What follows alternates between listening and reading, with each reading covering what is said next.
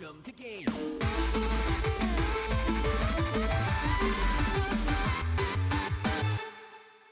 Hey guys, and welcome to GTLive. GTLive. Coming to you straight through the interwebs, into your homes. By the power of the internet? Into your pants via the power of the internet. No, we're not. No, we're leaving everyone's pants alone. The pants are real, friends. We are available through the device in your pants right now. What? That device being your phone. Your phone. It's in the pocket. It's really just in the pocket of the pants. Pocket of You don't need to go internal Is that not in the pants? It's in the pants. Thank you. High five up top. It's in the pants. Game theory. Game theory is just everywhere that feels super invasive right now. Game theory. Welcome, everyone. We're everywhere you want to be. In the pants. Oh, delightful. Hey! Good to see everybody today. I'm just kidding. I'm looking at a camera right now, but metaphorically, it's good to see everyone today. Good to see your presence and smiling faces in the chat. Yes. Your weenuses in the chat. Whoa. Want to see all those weenuses in the chat. Thank you very much. Please share those weenuses. And yeah, today we have a very special GTLive plan for you.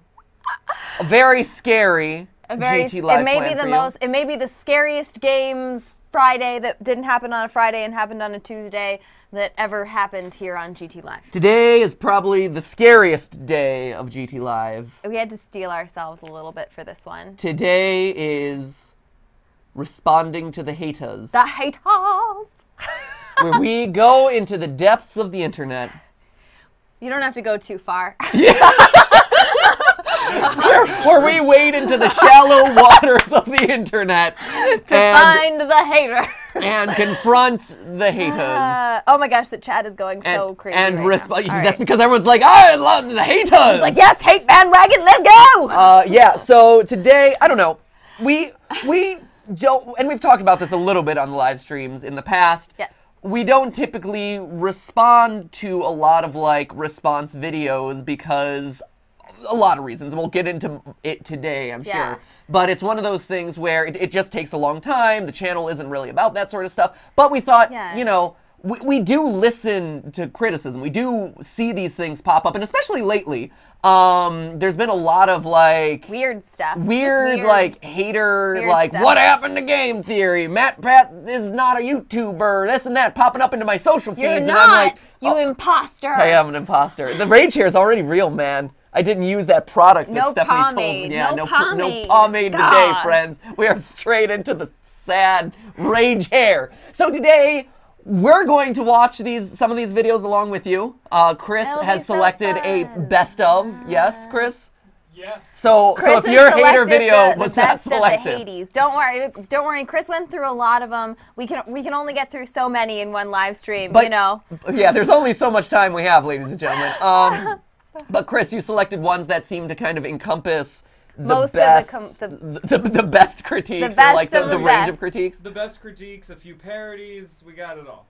Oh, a variety show. Oh man, so a regular smorgasbord, if you will. It's gonna be a respondy time to the Hades. Respondy time to the Hades, babies. But first, we're reacting to other people reacting to us. Yes, a few things up front. So we're gonna start with a really cool one, actually, a good one, and we're gonna start off on a positive note by watching the Fine Brothers video that recently came out on Game Theory. Huzzah! We finally made it. Made it. Yes. But first, a couple of things up front. You can engage with the stream, react along with us, enjoy, and I mean. Today's stream's all about the trolling, I guess, so contribute in whatever way you see fit to that conversation. You don't have to, that's fine. You can just, you know. You can do the same using hashtag GTLive over there on the Twitch. Hold on, Chris put a Game Theory trophy, it looks like, with an unhappy, sad face behind it. An angry face. Your choice of framing that picture is very odd. It's like his nose. It's like his nose. He's really unhappy that he has a trophy for a nose. Oh, What is this stupid? Why do I have a trophy for a nose? I'm so angry about the state of affairs right now. Oh, my nose. Yeah, so anyway, that is tragic. So you can engage with the stream that way. We do have one serious thing that we want to talk about before we start the stream, and then we will be sailing away. But sailing away like sticks. Yeah, like that. We'll get into all of the videos. We'll get into the reactions in a moment. But we actually want to talk about one member of the theorist community, our theorist family, before we get started. Yeah. So his name's Dominic. I don't know if you've been seeing the news lately, but obviously Texas, and specifically Houston, Texas, has gotten a tremendous amount of flooding from the hurricane that has hit the southern coast of America this week, and there's been all sorts of issues in Houston with just tremendous flooding throughout the city. Still going on. It's totally tragic. It's completely, it's so sad. And I saw a couple people on Twitter tweeting at me this news story that was shared in and around the Houston area, telling the story of a family whose van had been swept away by the floodwaters. It was, I believe, 4 children and two of their grandparents. Yeah. And one of them, and the reason it was brought to my attention was because one of them, the photo that they used in the video on the news was actually wearing the Game Theorist t-shirt. And so obviously a member of the Theorist family, a loyal theorist who watched the channel. The picture is actually one that was sent to me to say, hey, finally got the merch.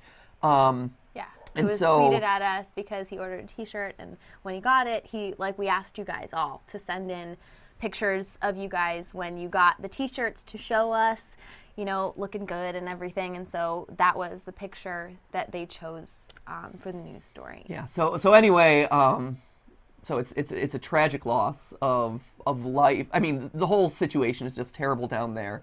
But to know that it was someone from kind of the theorist family, who is a member of this community, and is a part of GTLive, of game theory, it's just hit us really hard, and we wanted to bring him to everyone's attention. And if you can spare some time today, a moment of silence, a prayer, whatever it is that you believe in, just send a positive thought to the remaining members of his family and to Dominic, wherever he is. I know his body hasn't been found, but his family is kind of assuming that he's already passed. So anyway, if you could just kind of send out some positive vibes into the world today. And we're in the process of figuring out if there's something that we can do via a live stream, maybe later this week, or next week, something around for the relief fund or something like that in memory of him. But anyway, just let's take a second here, a moment of silence for Dominic and his family. A loyal member of the GT crew. And we consider the people who watch this live stream and watch all of the channels, we consider you guys an extension of our family. And when we see you guys in person, at conventions, at events, whatever, we don't shake hands, we hug, we know each other. You know people through doing this, and especially through this live stream. So. Yeah.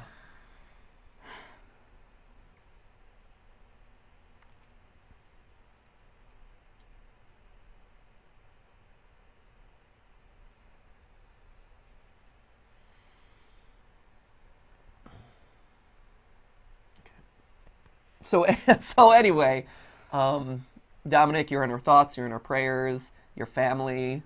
We wish you the best, and we're going to try to figure out something that can hopefully bring at least some relief to the people down there, whether it's us privately off screen or, hopefully maybe something bigger that we can do via GTLive as kind of a theorist community. All right. So with that, talking about having to make an emotional shift. Yeah. We'll try to make today fun and exciting. I don't want to make light of that tragedy, but one of the things that kind of makes the theorist community so awesome is that we're able to kind of laugh and joke and have fun together. Yeah. And so I think you know, it only makes sense for us to try and continue to do that in the wake of kind of all the craziness that's happening down there. One of the biggest messages that we get from people, especially people who are either going through hard times personally or in a difficult part of the world or situation, is that watching this live stream makes them happy and helps them to feel like they don't have to deal with whatever situation might be going on in their life, in their family, in their community, and they can kind of take a break. And so that's what we plan on doing today, and we're excited that you're here. Yep. So with that being said, let's all take a deep breath. Okay. Let's watch some videos. And let's watch some videos and react to some videos. Some will be probably more uplifting than others. Fingers crossed. Yeah. So here we go.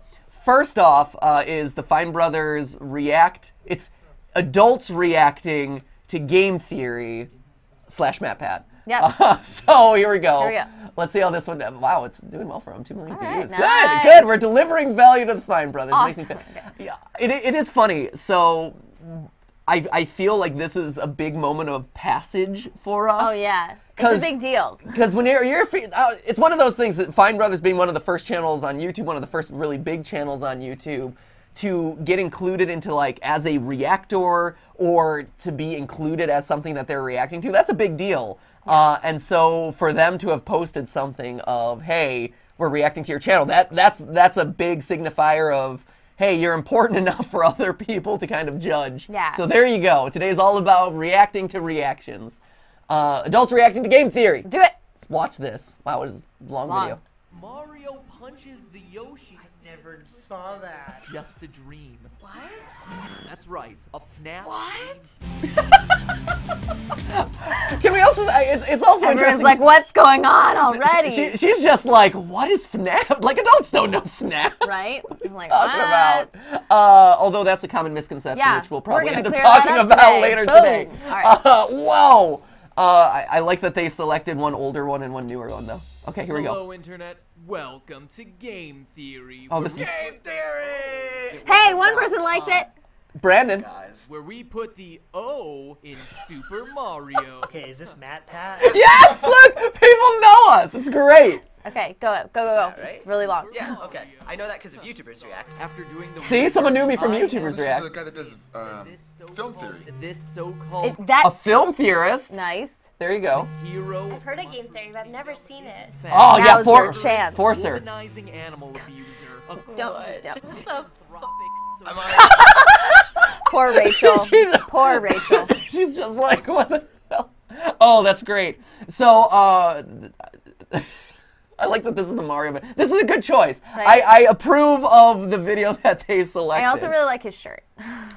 right? It's awesome. I feel like awesome. I feel like Jake from Vsauce 3 wears that type of shirt all the time. Here we go. so invest. Also, are they showing them both part 1 and part 2 Oh my because they gosh, know that that's go, controversial? Go. The story, as we know it, goes like this. A giant ape steals Mario's girlfriend and the heroic Italian must get her back. It's worth mentioning real quick. This is the hey, Fine Brothers, I hope you don't get copyright flagged for that. This is back in the day where I didn't know enough to not use video game music. So the video game music, I'm like actually so stoked to hear the music because I'm like, yeah, this is back in the day when I used video game music. Because it was awesome music. That one I believe is from Batman 2. Revenge of the Joker or whatever for for regular Nintendo. It's great. Love that song. Giant ape steals Mario's girlfriend and the heroic Italian must get her back. How long did this person spend making this? Way It too sounds 100 hours Go. at least. good in theory, but have you ever stopped to consider why Donkey Kong steals the girl in the first place? That's very true. I haven't. Did you know Right? that Mario was Makes Donkey ya think. Kong's master? That he abused the ape, which is why I thought this was just a video game. DK broke what they free and want tried with Mario's GF. Take Oh my gosh. I give you Good. Donkey Kong Circuit. I love how was a tough he is, and he's where like, we- what? Jumpman side business, where he just so happens to be running a circus show, and the star attraction, Donkey Kong. What? Oh my god, video game conspiracy theories are awesome. People just have too much time on their hands. Made to look That's That's awesome. So I wish that were true. Right? I wish we had more time. No, and I remember this particular episode too. Donkey Kong Circus and footage of Donkey Kong Circus took so long for me to find because it's a game that no one had ever heard of. Yeah. And took forever.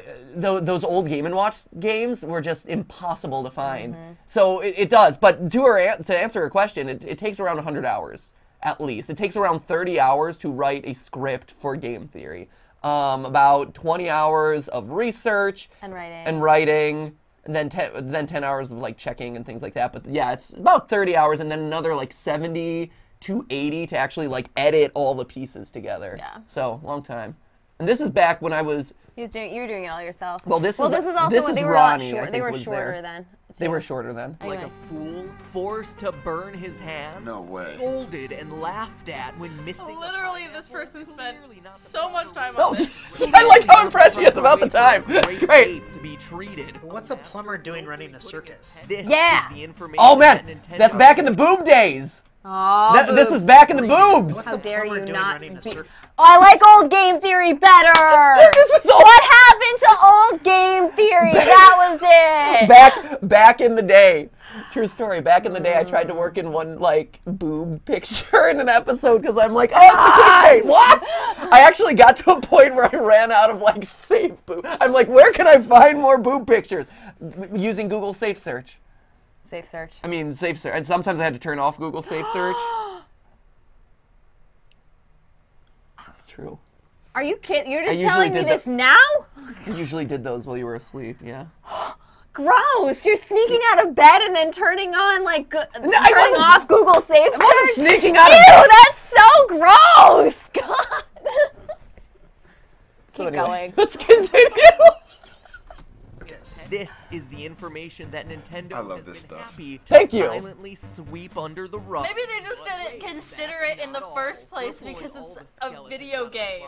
Ridiculous. She's great. I I love know. I love her like Of his stone cold family logic. and allies. What? For instance, the Yoshi. Not Yoshi. Beginning of Yoshi's Island, that these cute dinos are responsible Loved for that game. saving Mario's Great game. life. It's true. Forward to adult Mario, hopping once more atop his trusted and loyal friend to save the day, and wait, he just punched him.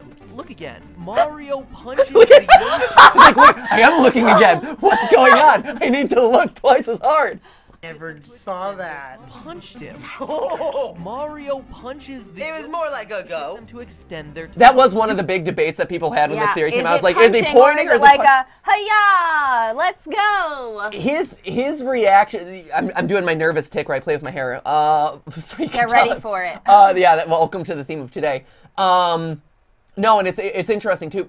Like he called out what I've found to be one of the most effective parts of writing theory scripts, right, is when you're able to point out a small design detail or a small element, Easter egg, whatever, that no one has ever really noticed or stopped to consider before. Those are always some of the most effective ways at selling theories and kind of like making a compelling narrative arc for an episode. And so the Mario episode, I thought, had a lot of really good ones where you had him punching Yoshi, but then also like the shoe grind, Yeah, the something shoe grind so is funny, obscure yeah. that no one would ever know. No one knows it exists. And I wonder if they By included the way, that. there's a lot of perv pat going on.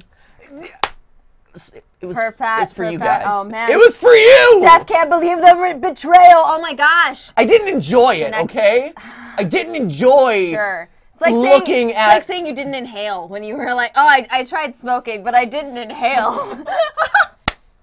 I observed the boobs. I did not enjoy the boobs. It's for science. It was for science. Keep going. I wonder how long it took him to think of this theory. He probably puts in more research into his videos than I've ever put into a college paper. And let's Aw, not forget that's so that sweet. Mario will drop a Yoshi into a pit that's- without hesitation. That's really nice. Mario's an asshole. But that is kind of shitty. Like he's making. We're winning her over. Yes, we're getting her. We're getting her. We're getting her. His treatment of Luigi. I mean, who treats their brother nicely? Look at the ending of New Super Mario Brothers Wii. Jason, how do you feel about that? Shade. I mean, that is completely true.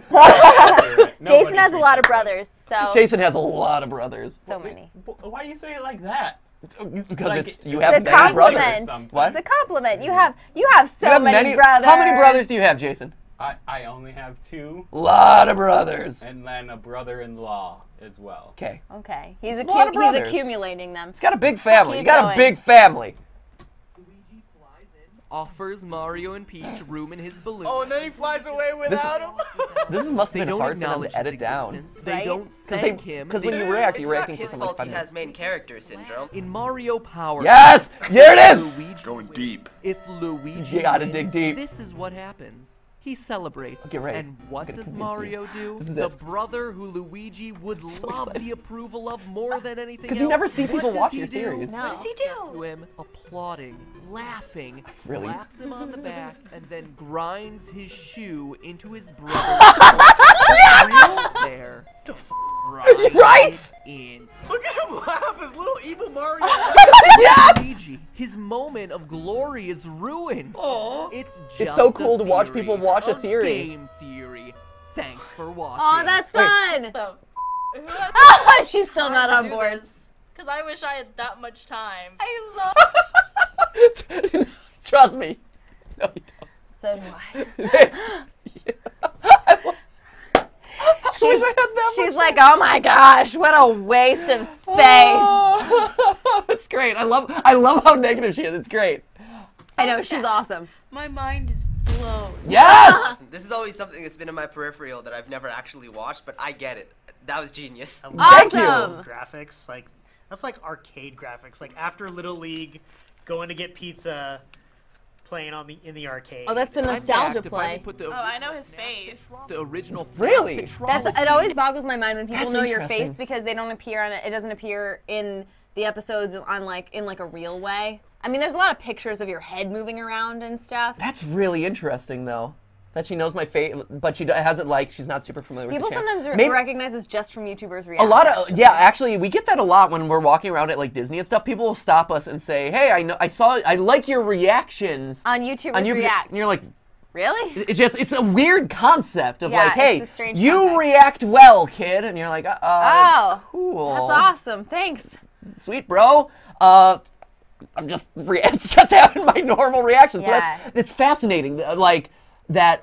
The meta-ness. And also, can we just take a minute to appreciate the meta-ness of us reacting to Oh, reactions absolutely. of yeah. We're reacting to a reaction of an actual episode. It is really satisfying, though, to watch people watch a game theory. Like, because you don't. I've never actually seen, outside of, like, the people in this room, I have never seen We don't even show someone... them to, like, our parents, really, because, like, why would they be interested, you know? Right. And so... like, why would they care? And so it's cool to watch people have, like, a first experience with it, because... Yeah. It's such a foreign concept to us at this point. It's really cool. No, this game, I can't escape it. So they do know, okay. Everything in FNAF was just a dream. Oh, they did game theory. Okay. That's lame. Just a dream. It's not my fault!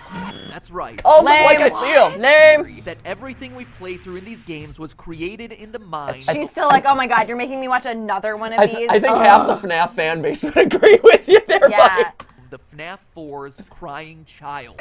Jesus. In the FNAF 4 minigame, you can talk to a small girl on the playground with toy versions of Bonnie, Freddy, and Chica. But her beak is missing. get That this? missing They're beak like, I don't know what's directly going on. I'm parallels just FNAF favoring 2's them. I'm version just of humoring Chica, them at who this loses her point. beak I don't when she remember goes seeing on that the at all. attack. I did not make it that far in the game. FNAF 2's shiny new animatronics. What are they called? Toy animatronics. Damn! What if they are toys? She's and just this like, is all just what? a dream scenario. I just don't Oh, no, she understand doesn't. why anyone would think about this. And toys explain Right? FNAF Scott 1, Cawthon thought about it all. Child of FNAF 4 I need to, four too. plushies Did in she? his room. Did he? Yeah, I remember that. FNAF 1 plushies, as in soft stuffed animals. What are the original 4 animatronics made out of? Soft materials. Fur and fabric.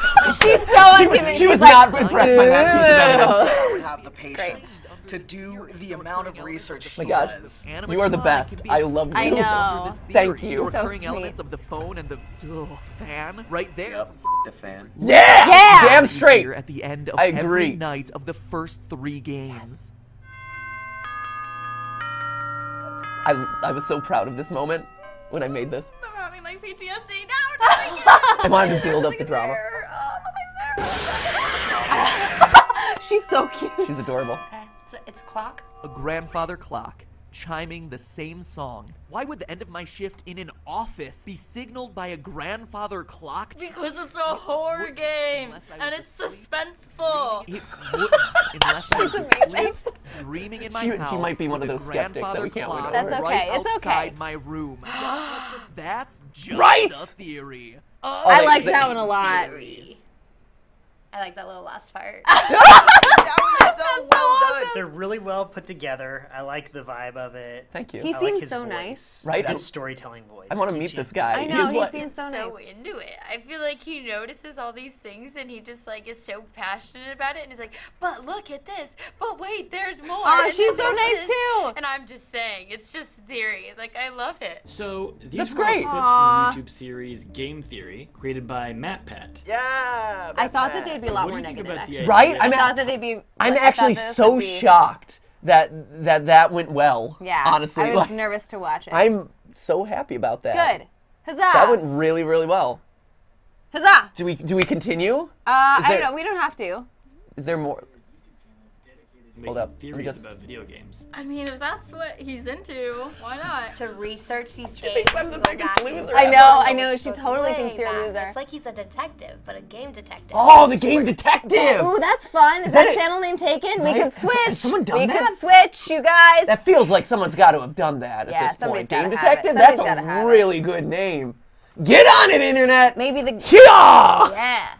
Game snoop. It's not It's not taken. It's not popping up when you search. Oh, game It's detective. out There there, it is. you guys. Knew it.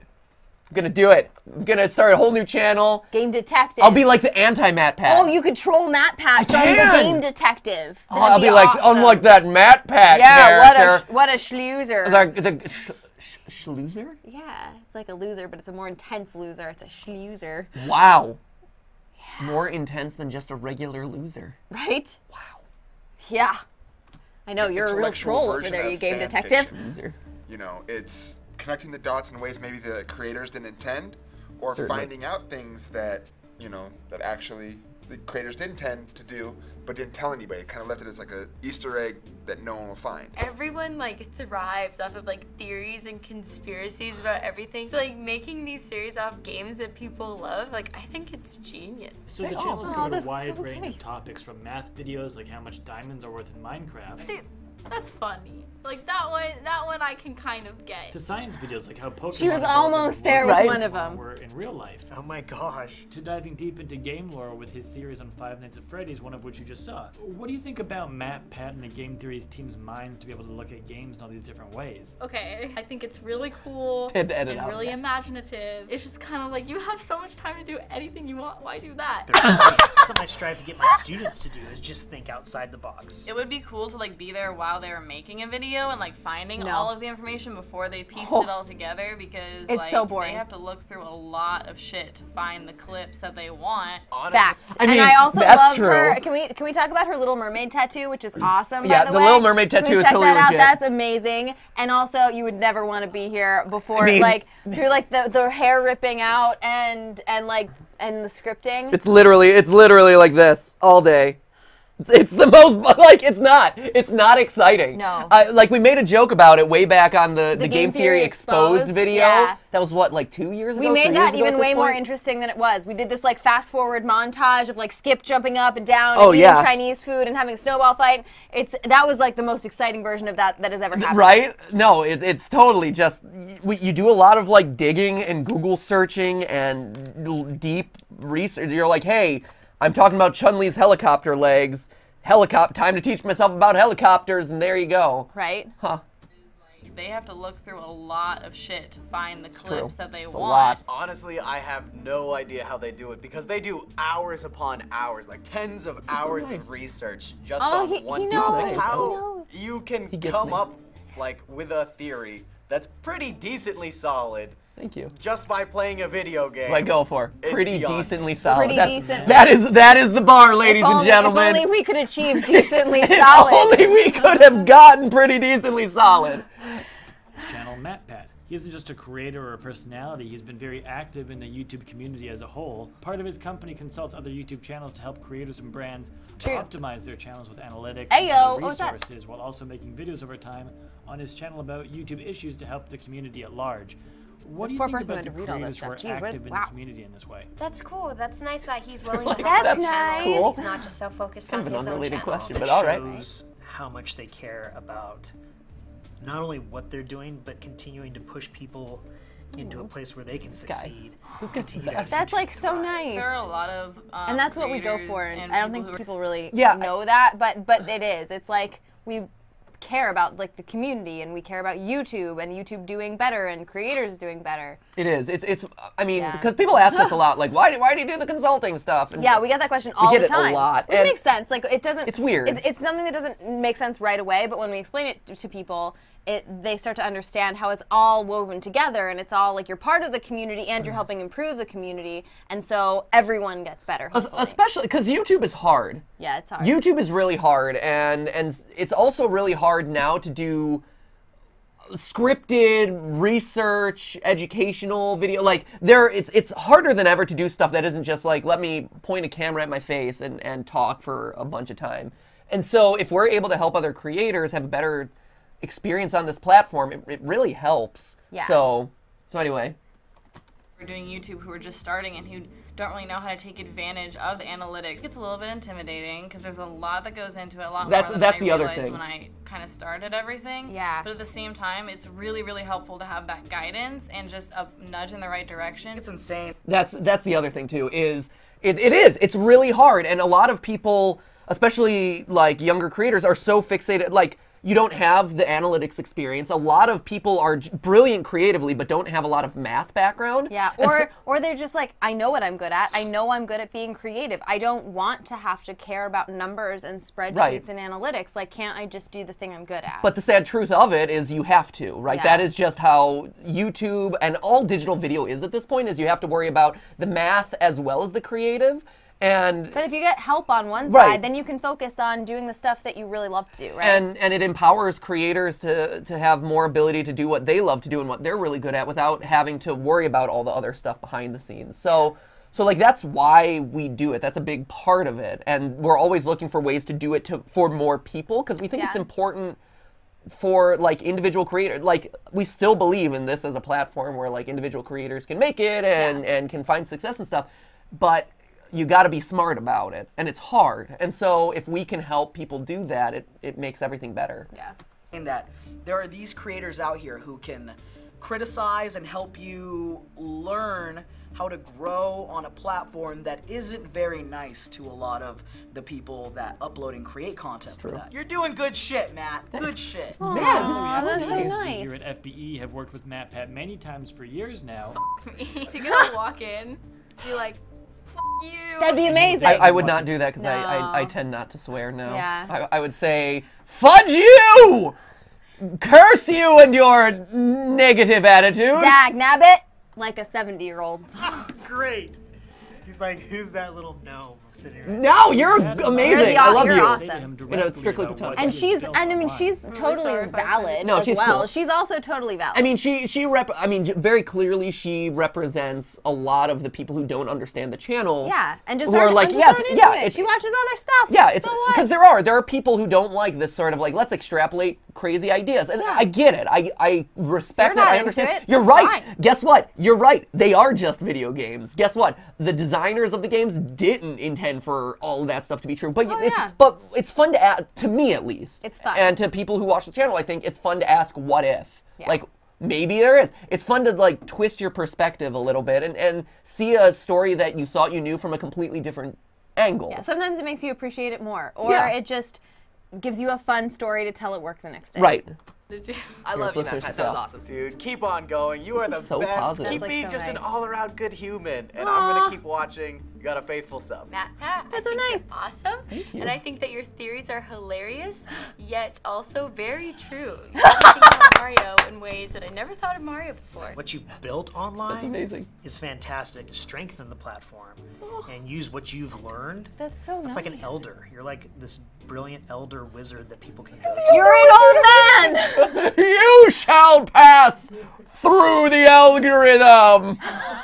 The elder wizard. I thought he was gonna say the elder wand. I'm like, cool. The elder wand. Don't snap me in half, Harry. Thank you. MatPat, thank you for paying attention to the little guy and for always giving back to the community, not only in information, but in really entertaining content, man. Wow. That's Wow. so nice. Wow. That's like so incredibly That was amazing. so incredibly nice. That's so. Oh yay! That was They weren't really all great. mean. But not all the rest of the videos we're gonna watch today are mean, you guys. All right. Well, so that was so nice. that was a nice little That was pat on the so back to make nice. us feel good about ourselves. Now we go to the other side of the coin to watch the kind of influx of videos that have popped up recently. What happened? Like, That are what's wrong with not as MatPat the sellout? excited. Whatever it is. I mean, I've always stayed in touch and aware of kind of like what major complaints people have. And so I'm sure that these videos probably address some of that, but we'll see. These are Chris's top picks. And Steph and I were talking about this before we started the stream, where it's like, we've never gotten the opportunity, like, we don't respond to this sort of stuff, right? Yes. Like, we don't want to necessarily draw attention to it. We don't have, like, I don't know, we don't want to perpetuate negativity in a lot of ways. Yeah, it's like if you talk about it more sometimes, especially if it's stuff that's really just not true, it only makes it bigger. And it's like, if it's not true, then, you know, eventually people will figure out that it's not true. Hopefully. Like, and it's like, why, you know, why bother with it if, like, we know it's not true? Other people will figure it out eventually. That's usually the way we go about it. And it's also one of those things, too, where because the internet is the internet, there's no way that you can ever reach every single person. Yeah, you can't. Who, like, you're fighting almost like a losing battle, right? Because a video gets 500,000 views or whatever. There's no way that your response can get back to every single one of those viewers. Yeah. Just YouTube's algorithms probably won't show it to them.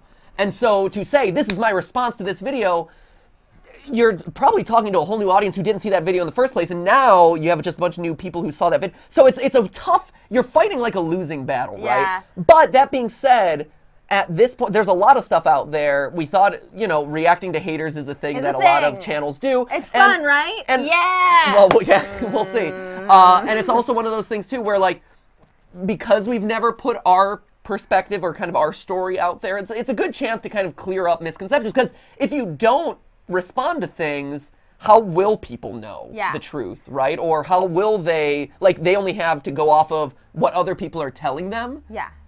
And in a day and age where it's kind of like, I just got to accept the facts that are shouted at me. Like, so we'll talk about this. We'll see It gives what us people a chance say. to talk about new stuff, too, which is always fun. Yeah, so here we go. This is Gamer from Mars, who actually I'm familiar with from... We watch a lot of stuff. From a long time ago. I haven't watched this stuff recently. I know he had a period where he did like a couple 4chan, like he did like top 10s of 4chan for a while. I watched like one of those. Then he started to do stuff like top 10 YouTubers who died, and it's like, ooh, this is Yeah, it got a little really bit weird. dark. It got a little bit dark. So anyway, this one I think is the one that started to pop up all these other ones. I don't know. I'm not sure, but I saw this one circulating Oh, through. look, the Gamer from Mars with more clickbait trash again. What happened to MatPat? He just made a new video. Well, fortunately, it's the Hello Neighbor theory. You should watch it. For me, there are other ways things could happen to YouTubers. Not all of them have disappeared and ended up in a shallow grave in the middle of the desert. For the case of MatPat, do I have to worry about that happening to you? Content has simply changed. I've been observing the Game Theory channel for a really long time. In fact, I think I remember finding it when it only had a couple hundred subscribers. Yeah. And from man, that that's awesome. beginning How point bad? to where it is now, there have been a lot of changes. The biggest one that most people notice is his non-stop coverage of Five Nights at Freddy's. Most people conclude it's just because... Non-stop, guys! Non-stop! Thank God that's I mean, not true. do we need to address that one off the bat? Is that where we're starting? I feel like a broken record saying this. I did a tweet where I responded to someone too, where if you look, we've done a fair amount of Five Nights at Freddy's coverage. We've done almost 200 theories. But we've done 200 episodes, and I think like FNAF is 15, maybe, if that. Maybe like 15 of those. If that. But we've covered like so many other games, and you know, when it comes to games that are fun to theorize about, FNAF is like Stop lying, it's all FNAF. It's all FNAF. So and also like I don't know, I feel like we try. So in all truth, when we go at the programming schedule and I look at what episodes I'm working on. Who in the chat just said we wish? Oh gosh, don't wish that on anyone. What, don't wish it all FNAF all the time. Don't wish that on anybody. But as I look at the programming schedule and as I list off, okay, what theories are we going to work on? What games do I want to cover? I try to find actually a really solid balance. There was definitely a period where it felt like we were covering a lot of FNAF, but that was because Scott Cawthon was literally releasing a game like every 3 months. Yeah. Like, I mean, and I can see how that would confuse people, but that was also 2 years ago at this point. That was 2 years ago, and I think people don't realize this at this point also, because it was a while back, but I don't know if Twitter even goes this far back, it would be Scott releases a game, and then we literally couldn't do an episode on another game. It's true. We could not do it because people were so angry that it wasn't FNAF, and they were like viscerally angry. Yeah, didn't you know that FNAF 4 came out? Where's the FNAF 4 theory? They were so mad. They were like, "How dare you do a theory on something else when FNAF has come out?" It was in the comments, and it, like we had to stop looking at social media because it was terrible. I think it was a Watch Dogs, like one very distinct one where I remember it was like a Watch Dogs video, and everyone's like, "Where's FNAF?" And I'm like, right? It was impossible. It takes time to work on stuff, and geez, it was impossible to do anything else. Twitter, if you went onto Matthew's Twitter at the time, every single tweet was about FNAF. If he tweeted about anything that wasn't about the upcoming FNAF theory, no one responded. Everyone hated it. We got so much hate for not doing FNAF immediately that anytime a game came out, we just automatically started hopping on it because everyone was so upset if we didn't do it, and they wouldn't accept any other theories. Right, and it was actually bad. And don't get me wrong, like I really enjoy covering FNAF. I know I make a big deal about like, oh, FNAF, but it's fun. It's a fun series to cover, but it got like, especially like the FNAF 3 and then FNAF 4 where I'm like, oh my god, there's another, like, it was overwhelming. Kept being like, oh, this is the last one. And the problem, this is the last one. And it would be one thing if like each theory was able to build off of the last one, but because each game like let's throw out everything else, and you're like, oh my gosh, you're like, I'm starting from scratch again.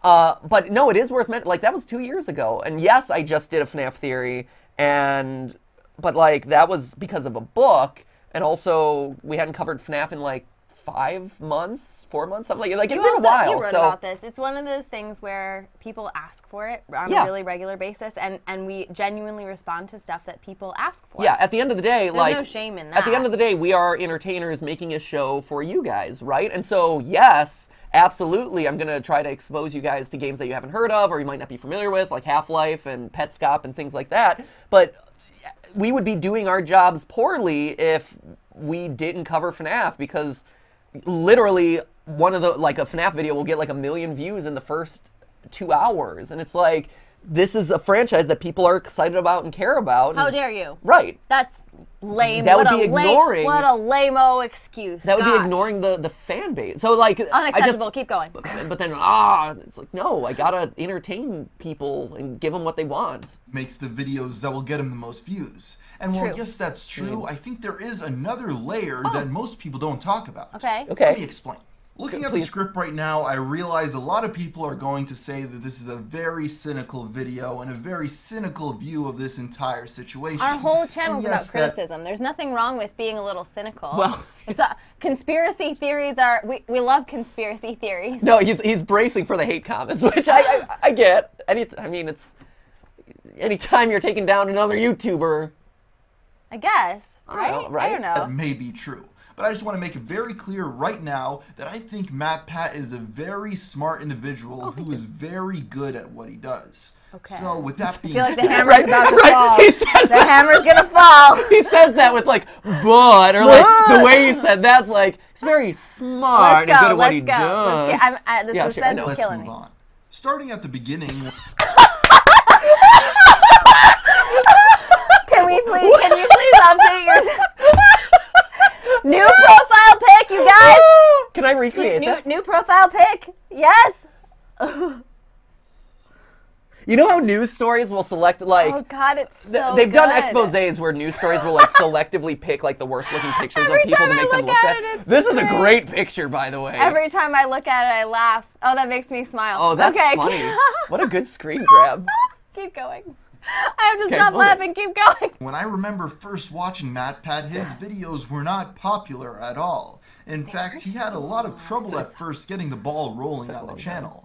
But once that ball did start to roll down that hill, it started gaining momentum very, very quickly. Probably the biggest reason for this is his early videos were very crude and rough around the edges. They were rough. You see, MatPat really likes to dig so far, deep he's very fair. into the YouTube algorithm and see how things are working behind the scenes. This is evident from the fact that he's constantly making videos discussing what goes on and why things become popular on the YouTube website. In all fairness, we make those about 3 times a year. Yeah. It's not, we can't constantly make FNAF videos and constantly make videos about how YouTube works. How to hack the YouTube algorithm. I mean, we could. It'd be like FNAF, YouTube, FNAF, YouTube. Go ahead. I recently made one about the Paul brothers. I did, The Silver and Gold generation, Gen 2 came next with the rise of channels like Smosh, Jen Marbles, Ray William Johnson, Grace Nelbig, Epic Mealtime, Hannah Hart. I'm hoping that people start adopting this Gen 1 through 4 thing because I think it's a really clear differentiator of the different ways of We've had people at YouTube actually tell us, like, oh, I try to explain how YouTube has evolved over time, and then I saw your video about Gen 1 through 4, and I completely threw out the way I used to talk about it, and now I talk about Gen 1 through 4. That's actually 100% true. We heard that from someone who works at YouTube who does these talks. So it's cool to know that people who work at the company actually watch what we do. Yeah. And it influences kind of the way they teach about it. These were the first creators to grow communities around what they did, creating simple formats like =3 or My Drunk Kitchen. They formed brands off what they did, and the smartest of them are still very successful both on and off YouTube to this day. Really, your best example of a YouTuber that stayed relevant is Hannah Hart.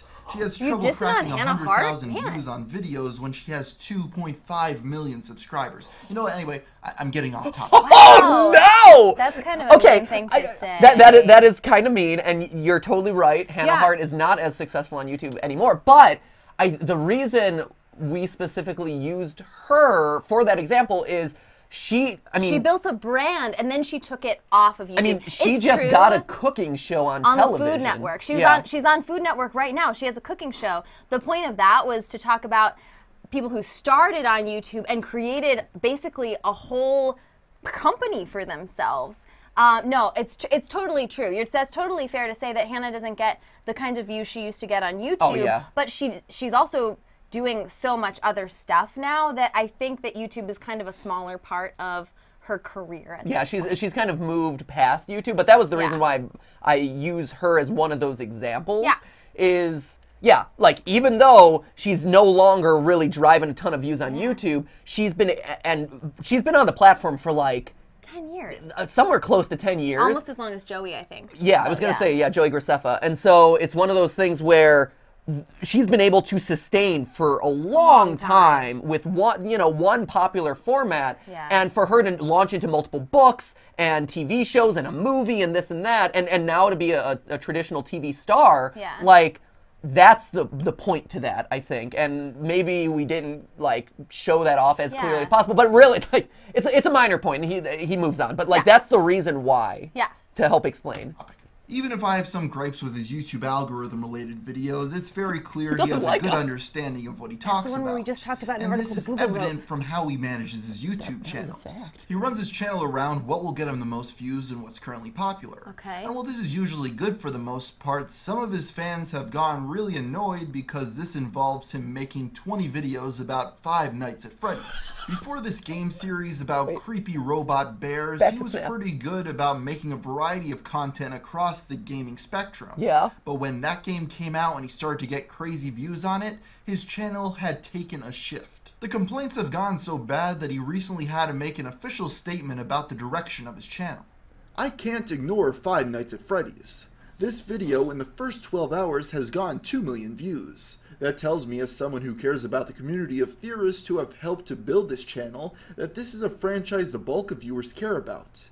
If I were to stop covering Five Nights at Freddy's altogether, I would be ignoring the majority of this channel's subscribers.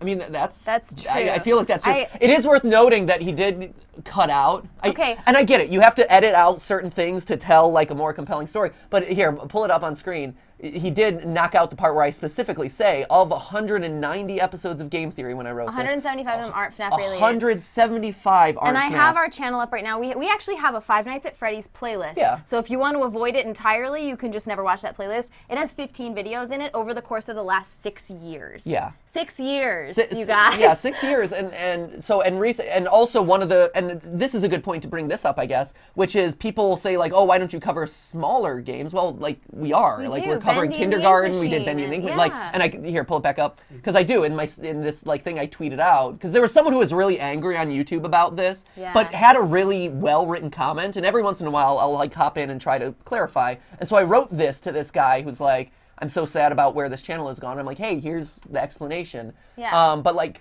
you know, covering Kindergarten, Bendy, Those Hello have Neighbor also done really well. Indie. We're so excited about those. We did games. Dark Souls and Mario Kart. Dark Souls is an interesting one. So it's a double-edged sword, and I think that this bears mentioning. I try to cover a lot of different games, and I actively am always looking for like, what's a game that we haven't covered in a long time? What's a franchise that we could do more with?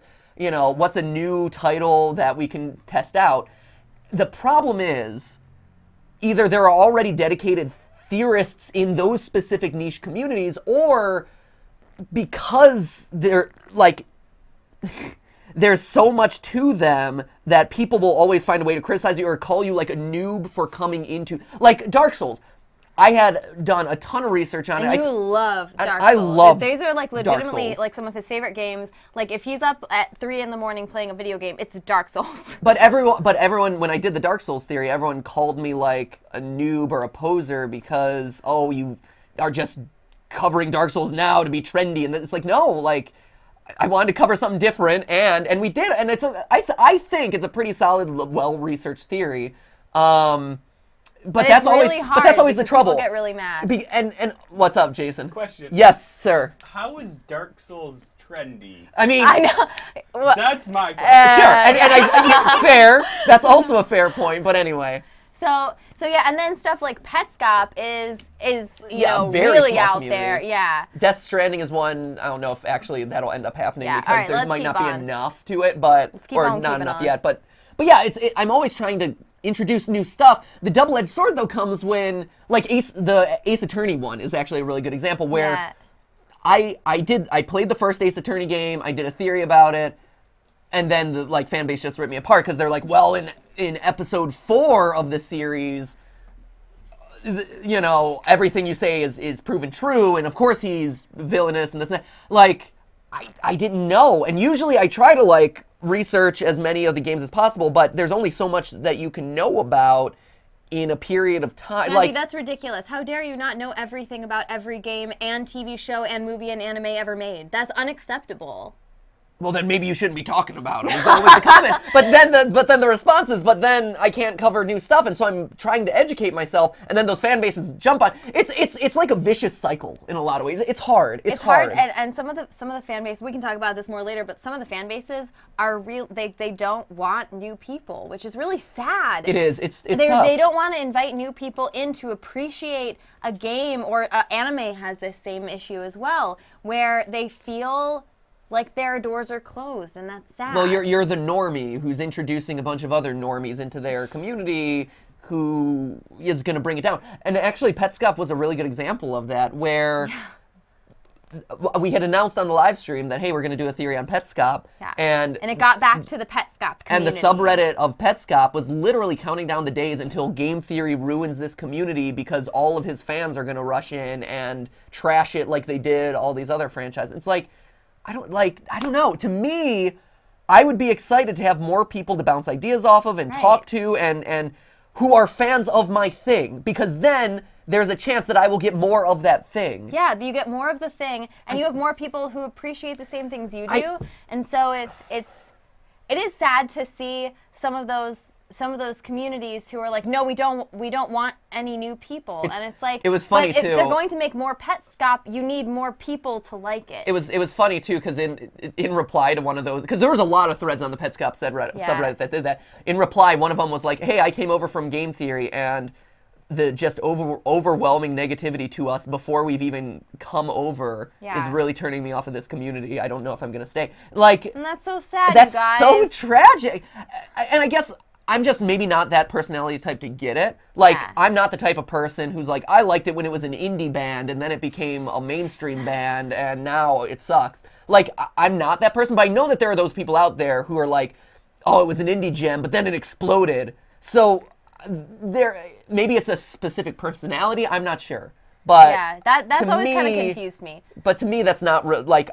To me, it means, hey, this thing is popular, and now I can get more of that. Yeah. As long as it doesn't fundamentally change, but maybe I change. So anyway, here we go. This statement's all fine and good, but he is leaving out one important detail that I think everybody kind of realizes in the back of their head. Money. These videos are getting so many views because they're being watched by very young children. Oh, okay, okay. No, stop it. Stop it, no. And I've seen this, and I've seen this one pop up all over the place. And it is wrong. You know how to push his buttons over there. It's not a pushing of the button. It is, and for whatever reason, this has been popping up more and more. Everyone assumes that FNAF is for the kids. Everyone assumes, oh, it's the FNAF franchise, it's kids. Yep. No, It's and not, people are guys. saying that game theory is younger and this and that. We are actually one of the oldest okay, so gaming channels, right? And you know we consult with a lot of people. A lot of gaming channels. We've seen a lot of data. We see a lot of analytics. We see a lot of the data behind these channels. Yep. We are actually, Game Theory is one of the oldest skewing gaming channels out there as far as viewership demographics. We have some of the fewest kids of any gaming channel. We actually do. So, wait, GTLive? Can you pull up the demographics? So, yes. So, for the first time ever, Jason, I think, pulled this up beforehand. So, for the first time ever, we are actually going to show you guys the demographics of Game Theory. It'll be a fun time for everyone. We're going to show you guys what Game Theory looks like, and then I think we can also pull up a FNAF video. Yeah, I was gonna. Yeah, can we specifically show? Should we start there, or should we start with the channel? No, let's start. So the channel. So let's start with the channel. Jason, can you pull it up? Okay, so this is what, if you've never looked at the analytics on YouTube, this is what your demographics look like on YouTube. So, and when we are live, this isn't a screen grab, we are live on the website. This is our demographics for the channel. You can see, this is for the last month. This is recent, this is August 2017 through now. So this is for everything on the channel. And you can see you have your age brackets over here. This is 13 to 17, and you have male and female over here. So guys and girls both watch the channel. It's more guys than girls, but everybody kind of knew that, it's about like 80-20. Now, let's look at the youngest bar here, which is 13 to 17. It's the youngest YouTube measures. So you can see that males are 9.9%, females are 3.7%. So we have 14% of the entire channel is under 18, you guys. Yeah, of people who watch. 14% of the people who, these are all people who are watching, right? These aren't people who are just subscribed. These are viewers. These are views that we've gotten in the last 30 days. Yeah, 28 days, I think. So these are 14% are under 18. Everybody else is 18 to 24. 25 to 34, 35 to 44. We have just as many 35 to 44-year-olds as we do 13 to 17-year-olds. And it's worth mentioning that, like, it makes sense, right? Because the channel talks about, like, let's talk about the physics of Mario Kart. Let's talk about, like, murder, like a child dying in PetScout. Like, it's a channel, like, if you're a kid, you actually can't really appreciate a lot of... It's actually difficult to... Those really hard concepts. And these are we talk about topics that kids don't cover in school until at least middle school or high school. We talk about psychology, stuff like dating, all of that stuff that you don't encounter until you're older. It doesn't actually make sense if you think about it for young kids to watch this. And the other thing, which I know will come up, is that, hey, you can't see data on YouTube under 13 years old, which is true, but usually if you have a big young demographic, and this is just a fun fact, if you're ever like looking at channels on YouTube, what you tend to see is a massive spike of viewers. Can you crop this, that are Jason? Like 45 years old, and we have a few who are like 45 years old, but if you have little kids watching, you have this huge demographic spike of like the 40-year-olds, and we don't have that. You guys. We see this over and over again where we see it in toy channels, in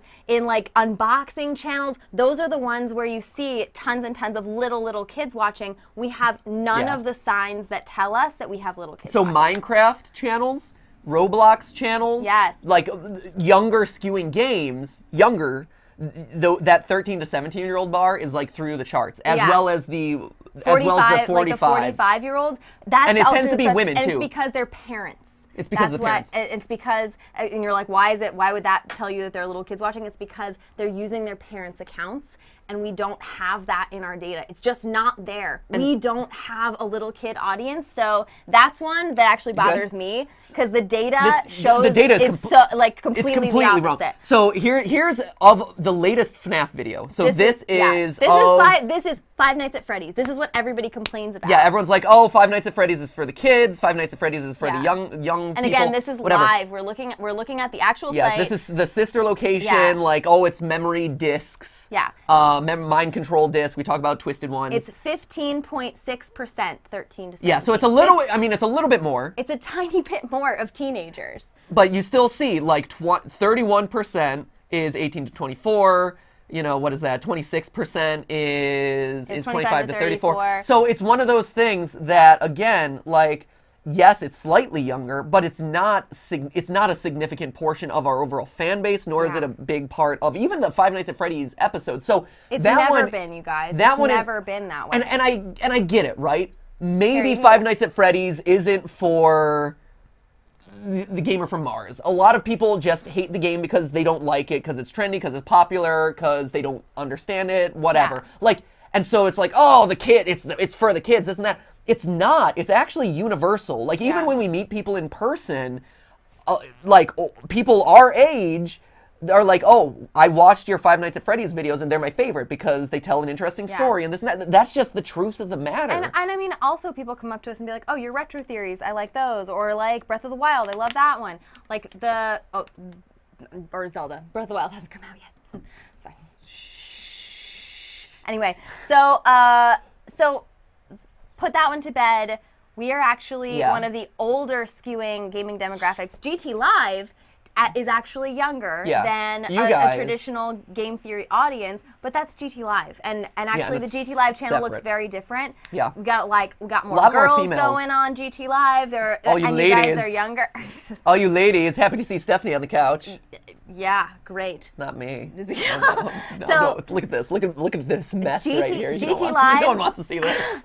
GTLive is younger, but it's still not that young, you guys. It's not. It's still not that young. It's slightly younger, definitely more balanced on a sex, male, female, but... So I think we've crushed that one. Put it to bed, you guys. Yeah, I mean, say what you will about the channel, but stop using that as an excuse, because it's not. One. There's plenty of other stuff about him you can criticize. Yeah, look at this criticize hair. My voice. Look at this hair. I hear that all the time from the Did You Know community. So anyway, okay, so that one's put to bed. What else? I'm glad that... People are excited about Breath of the Wild. That's the only thing that's I feel better come out of about this. getting that off my shoulders, because that one has bothered me for a really long time. Kids that watch those videos about Five Nights at Freddy's is probably like 10 years old. False. Now, there's nothing wrong with that. Little kids need something to watch too. You're right, and that is Minecraft unboxings and Roblox. Yep. Done.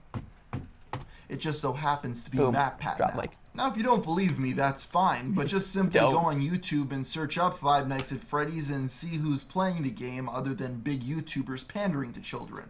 The children themselves. Now, you may be still asking yourself what the point of this video is. I see people like Ryan. Ryan's Toy Reviews plays that. Like, sure. The family channels totally do. But I think you're missing. A big part of the audience. If you're, I mean, the sad truth is, like, here's the thing: everyone plays Five Nights at Freddy's because everyone knows it's going to get them views. Like, honestly, that is really what it boils. When a new game comes out, what is the homepage dominated by? What is like YouTube gaming dominated? It's Five Nights. When I think of Five Nights, who plays Five Nights, it's like the Docos and the 8-Bit Gamings, and the Razbowskis of the world. It's not.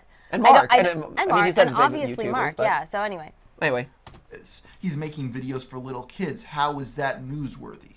Well, the thing is, if you're a long-time watcher of game theory like I am, you'll realize that his channel was not pandering to that demographic. This is such a shift from his earlier videos where he always had scantily clad women in the thumbnails to try to get more clicks. Talk about that. So what happened to his channel? He started pandering to a different demographic. Wait, is he saying that game theory is bad now because it no longer has boobs? So it's actually the opposite. We should talk about this. No more safe search! Going back to my late night searches! Stop it! No! Late night game theory searches. So, okay.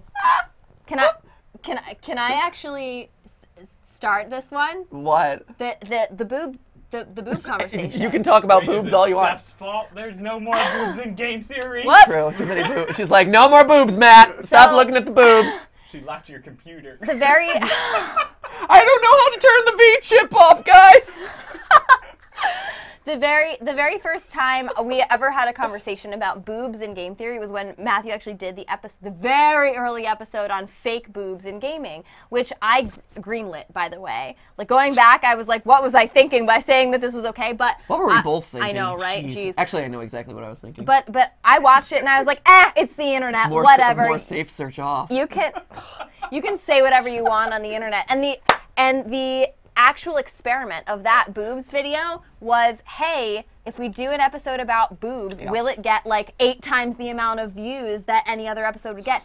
It was intentionally clickbaity. Yeah. I mean, it actually had a lot of science in it, which was pretty interesting. Right. But it was intentionally clickbaity. The reason why boobs were in those episodes was clickbait. It wasn't because you're an edgy person. Like, you speak for yourself, but it wasn't because the show was trying to be edgy. I've actually never looked at porn ever, like outside of like safe search off. Safe search I mean, off. honestly, game theory has brought me to the darkest parts of the internet that like I've ever been to, and that's not even an exaggeration. Like, that is 100% true. Yeah, everyone's like, oh my gosh, perv pat. Oh my gosh, you're truly a perv pat. No, Great. but it's true, and there were a lot of people who were like, why did you do the boob episode back? That was the earliest controversy on the channel. Yeah, it was. And the reason, and what I told people, the way I justified it was, you need to do something that gets a lot of views in order to do other content that might not be as popular, in order to, like, because the other content is worthwhile, right? Like, the other content is equally substantial and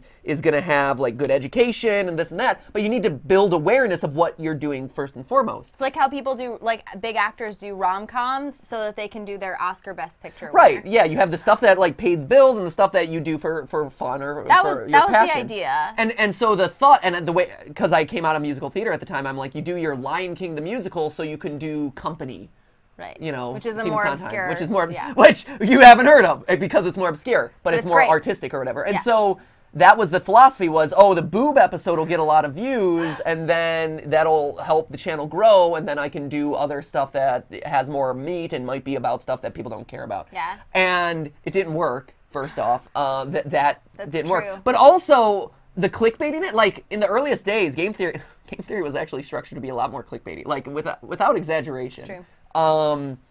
I feel like it's actually a lot more honest now, and we try to, like, make the thumbnails and titles, like, actually relate. But, like, I very distinctly remember, like, the internet was also like the Wild West back it was. then. Like, you could literally put anything in the thumbnail. YouTube worked completely differently, but it was like, the channel has changed. It's become not clickbaity in the same way that it used to, or to the same level. Yeah, I don't know. It's still clickbaity. Come on, you guys. But it's matured though. Like, I think that's part of it is, like, the boob stuff. I put it in there because I thought it's what people wanted to see and what would help make me popular. Oh, people know Company in the chat. Thank you. I love Company, says Grumpy Dwarf. Thank you, Grumpy Dwarf. As do I. One of my favorite musicals. O'Crown says, MatPat, put your weenus away. There are children.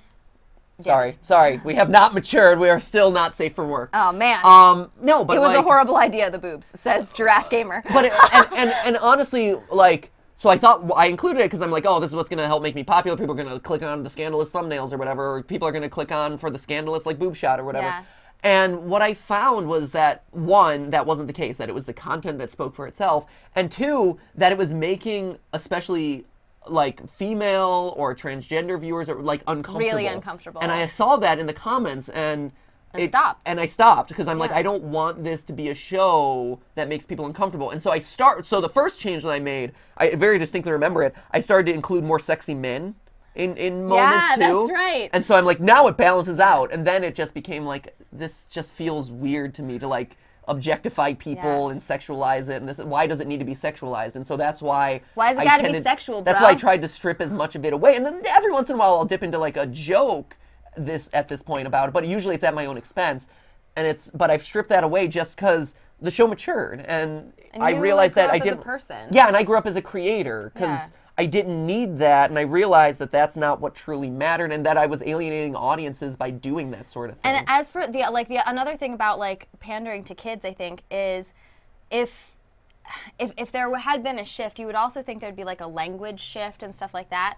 But we, like if you talk to people who work with us and stuff, unless it's like some really extenuating circumstance, we don't curse a lot. We don't use we don't use derogatory terms. We don't, other than blaming Jason, obviously. I curse at Jason. But like you've never included like swearing and stuff without a bleep over it or something in videos, because that's just never been something that's just not valuable to the channel. Well, it's also that's not true to me, right? And so like if I had suddenly like was cursing and then removed it, then I'm pandering to younger audience. But that's just the way that I am. That would have also been a valid choice, by the way. If you decide like, hey, I'm not going to curse in videos anymore, I would applaud people for that. Like, hey, you probably don't need that if your content's great. Right, you don't. Unless it's probably like an integral part of your format or something. So anyway, okay. Cool. Moving on. Over the years, he went from getting teenage boys to watch his videos to little kids because he found out that that's where the money's at, and that's how he could get more views. It's actually pretty genius because he basically predicted that something like the I wish I had the viewership that those like oh my gosh, toy unboxing channels get. Holy jeez. They get like 26 million views. If we were tapping into that audience, man. Whatever. It happened, and that the videos where he had women with cleavage in the thumbnail were probably going to get demonetized. So him pandering to children now gives him an out. Long ago. It's not just the Game Theory YouTube channel that I noticed a shift, though. Also on Twitter, some of the stuff he now posts is, well, really bad. Oh no, my Twitter! Oh no! Twitter is sad. Is nothing safe. There's no boobs on your Twitter anymore. No more boobs in the Twitter. Okay, here we go. Usually avoid posting adult. Why did he insert a Five Nights at Freddy's? Why did he insert a? Because you never stop doing Five Nights at Freddy's. I think it's is it subliminal? I think it might be subliminal. Yeah.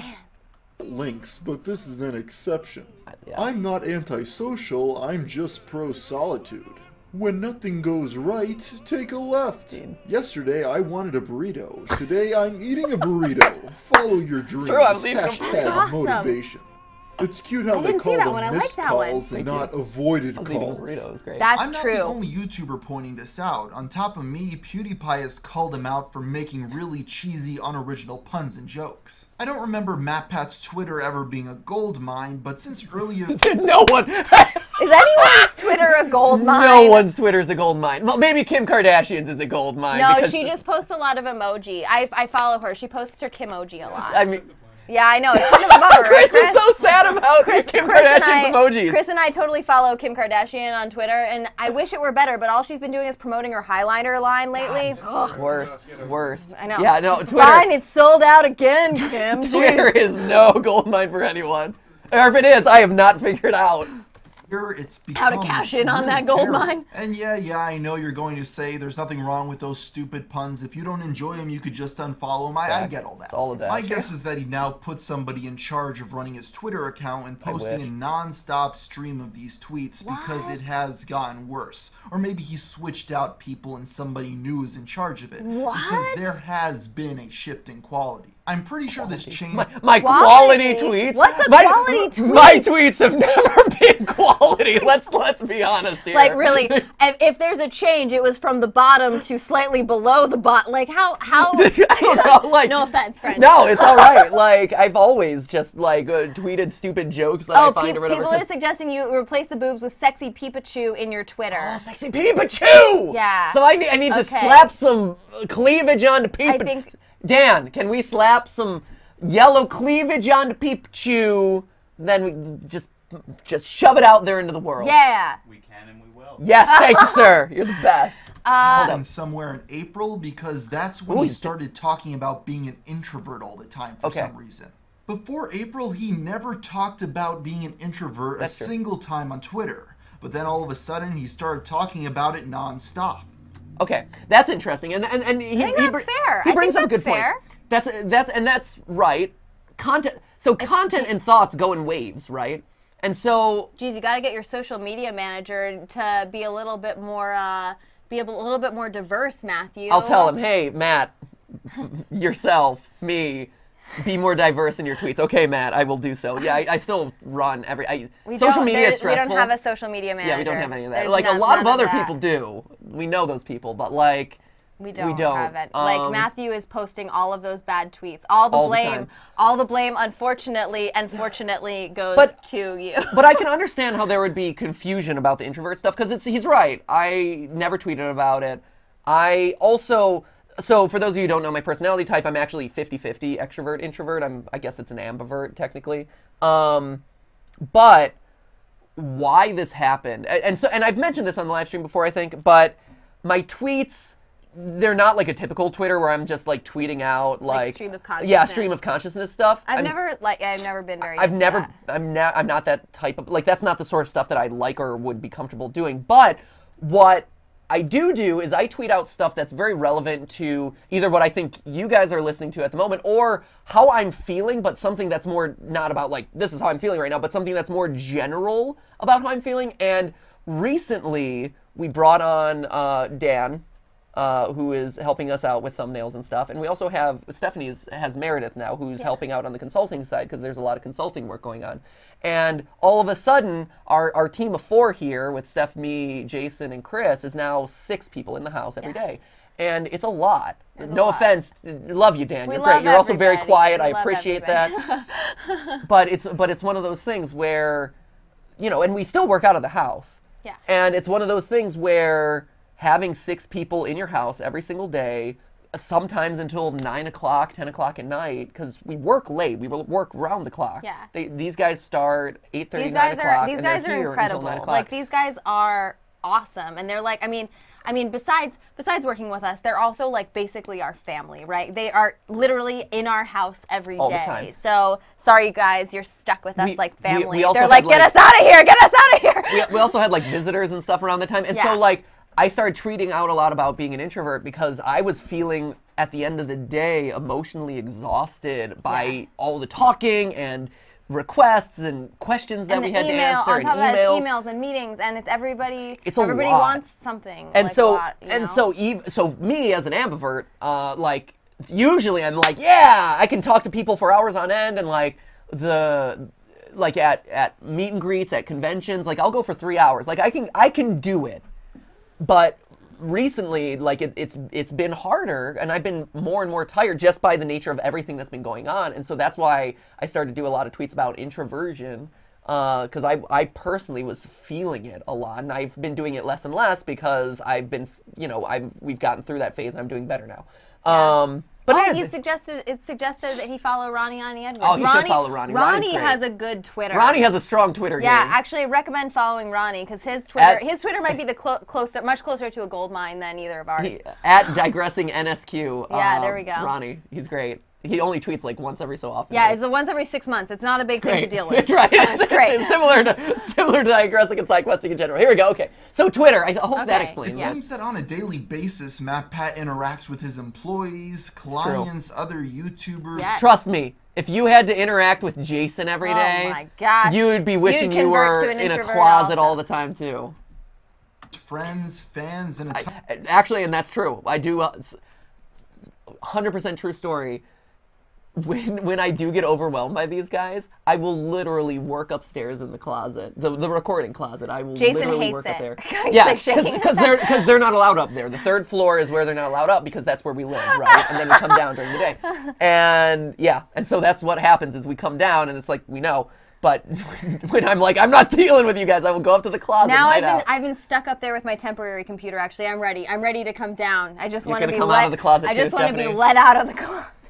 We're both ready to come out of the closet, guys. Keep going. Keep going. Clickbait title! We're not even through one video. Yet all of a sudden he's going to start talking about being a shut-in? This is the same guy that met with the Pope. I know this is a really no introverts have ever met with the Pope. How dare you? No one is allowed to meet with the Pope. Actually, they send you a questionnaire before you meet the Pope, and one of the questions is, are you an introvert or extrovert? If you check Yes or introvert, no. you're off the list. Yeah, no. You can't. No. They don't even let you in the Vatican. Yeah. The doors just shut, like the gates of heaven. Wow, this got dark. About, but it was just an easy one for me to search the keyword of to see when this change started. Sure. So why all these bad puns and tweets about being... Because I like bad puns. Like he legitimately just makes dad jokes they all make day. like, I think it's funny. Being an introvert all of a sudden. Also, people, that's a good one on screen right now. Step 1, start typing, watching a YouTube video. Step 2, type awesome, mind blown. People were like, MatPat, that's like, you stole that from like 3 years ago. I had never seen it before. Sometimes you don't get sometimes you're late to the boat I'm like, on the wait, internet. this is a It's feature okay. that's been present for 2 years on YouTube? I didn't know that. Like, I was just really excited. I was so shocked that so many people knew that one, because I had no idea. And I'm like, yeah, this is going to be so cool. Sudden, well, my guess is that another person is now running the Twitter account, No. and he's tweeting things that his audience wants to hear, which I guess is not wanting to leave the house or interact with others, and jokes that wouldn't even be put on the Big Bang Theory. This all leads back. Oh, shots fired, Big Bang Theory! I have to, Can we do a video? Agree with him. I'm not a big fan of the Big Bang Theory. What happened to the Big Bang Theory? I'm relating right now. It's gonna be our new video. He's got a point on that. Can we do a react video to the Big Bang Theory? Just No, then we'd have to watch it. Just be you guys God. napping. Oh, jeez. Main point of what happened to game theory. Well, yes, people are right by pointing out Five Nights at Freddy's happened. I think that that's just a smaller piece of the bigger problem. It's true. MatPat is really intelligent, and he'll do whatever he can to grow his brand. While at first he started marketing his videos to teenage boys, it's clear that as time went on, he started going out. Yeah, Right? Yeah, teenage boys. You want my boob thumbnail? Yeah. Safe search. Safe search on. Safe search on. Oh, God. Weenus is out. Safe search on. Okay. And yes, we're on Twitter, just so you know. I'm looking at Twitter. Go ahead. But hey, that's just a theory. A game... I'm not doing it. Okay. You can. He's All right. insinuating that you're gay. I like that it's still continuing the Freddy. FNAF. I know. Like, oh, subconscious. Okay, Right. so that's that that's one. Whew, we made it through one. Woo! There was a lot to talk about. Right? Okay. That was a lot. Wow. That was a lot to pick apart. Wow, Holy cow. okay, Okay. all right. What's this one? What is this one? Which one's okay? Why so this is by I Now who? Hate Game Theory. Okay, Why I Now Hate Game Theory by Oh my Optimus. gosh. Holy jeez. I mean, Okay. the title is straight to the point. I not appreciate that. clickbait. I appreciate it. That's it. Okay. We might not be able to do the Full one. Yeah, we can. Okay, that's fine. Yeah, That's fine. I'll click around and we'll see. Okay. The game theorists, it used to be a... They hate game theory because of Nugget. I mean, the channel did start going down once we started talking about Nugget. Man. Let's be honest. Aw. Stephanie is the one who brought it down. Nugget is so sad. No! Nugget! Oh, don't leave us, Nugget. Nugget has no friends on the internet. Oh, I miss Nugget. Can Kindergarten 2 come out yet? I love Kindergarten so much. Oh, I love that. This is the example. Channel that, you know, it just had something special about it. I was It hoping we would really come out with Chicken entertaining. Nugget Theory. It kind of got into the science behind games and stuff like that. But of course, that now seems like it's been forever ago, as today's game theory... We measured the heck out of those chicken nuggets, I'm telling you. He's saying that the science and math has been forever ago. We measured the spring force of chicken nuggets, for God's sake. Maybe I'm just talking about a different science and math than other. Like, maybe I don't understand what people want when they want science and math. He's literally using a clip from a science, like what I would classify as a science and math episode. We calculated the volume of like a cone, a spherical nuggets, and then cone we of measured the like compressibility. 8 million nuggets. Maybe I just don't understand. Like, maybe he must be getting to the good stuff. Hold up. Go ahead. Okay. Go ahead. It's just a disgrace to what it used to be. Disgrace. There's Disgrace, several Matthew. reasons why I now How dare hate you. game theory, and honestly, this used to be one of my favorite channels on Thank YouTube, you. but now I can't even watch anymore. Ooh. So the first real reason why, you know, let's game go. theory as a channel has just completely fallen apart is the content has just, it's become underdeveloped, and it seems like it's intentionally stretched out for ad revenue, and this is not the... For revenue. Stretched out for revenue. Okay, so Revenue, first off, that's another misconception on YouTube. You do not, there is no like 10-minute mark. I think it's a common thing that people talk about, like, oh, do people make videos do people make longer. Videos artificially longer? And this is one that we actually talk to a lot of creators about, especially vloggers and people who are like former pranksters who are now turned vloggers. Like, for instance, pranks used to be really short on YouTube. It's like a 30-second prank, right? But 30-second videos don't work on YouTube now, so a lot of old prank channels now have really long vlog formats. Roman Atwood has done a fantastic job of taking what used to be 2-minute prank videos, and now he does 30-minute family vlog videos, and they are unbelievably successful. I think he's awesome. Roman's great. Some other ones, not so much. But what happens with those channels, because we see a lot of data behind the scenes. What happens with those channels is they do a clickbaity thumbnail, a clickbaity title, and you can go into their retention, and you can see that people drop way off, and then they're kind of clicking around to look for like where the thumbnail actually is, because it's nowhere, and you can tell when people are really like annoyed and they're not willing to watch the video, and then you'll see it like spike right at the end, because that's where you see the thumbnail image come from. Yeah. And you can tell when people like are artificially drawing out videos, because like viewers are smart. They don't watch videos that are artificially stretched out.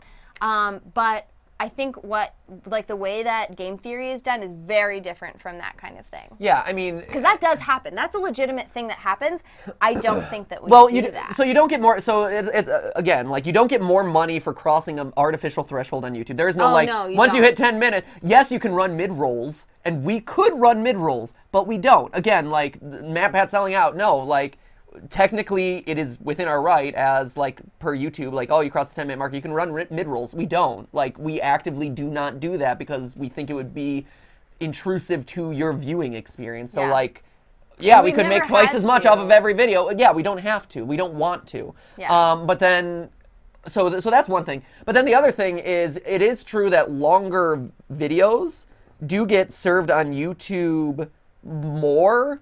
They win out in suggested search because they get more watch minutes. Yeah. So that is a thing. That is true. And that's why all videos on YouTube have gotten longer. But yeah, if you look at across all of YouTube, Jacksepticeye, all of his videos are like 20 plus at this, or a large percentage of them are 20 plus at this point. A lot of content creators started at like 5-7 minutes and have creeped up to 10. And it's in part because of the algorithms. It's also in part because, we just create more. Like, for me, I have found the sweet spot of game theory at 15 minutes. Like, 3 fully written pages is what I aim for when I write a theory, because that's what feels natural to me. That's what feels like it tells a complete story.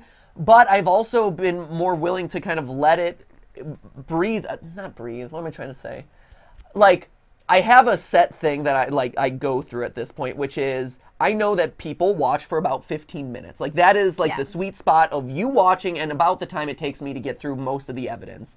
And like, I'll make it a little bit shorter. Like, I think today's Hello Neighbor is a little bit shorter because I didn't try to artificially hit that. It was actually shorter than the 15-minute mark that I usually go for. And sometimes it's longer, like I think Petscop was. We actually spend a lot more time trying to shorten videos. Like, a lot of times, especially now that people don't like the two-parters. Yeah, people hate the two-parters. We heard that loud and clear, and so I've really been trying to force things into 15 minutes. But that's just the fact of the matter. Is like, I personally like the longer form stuff because it gives me more time to talk about stuff. Yeah.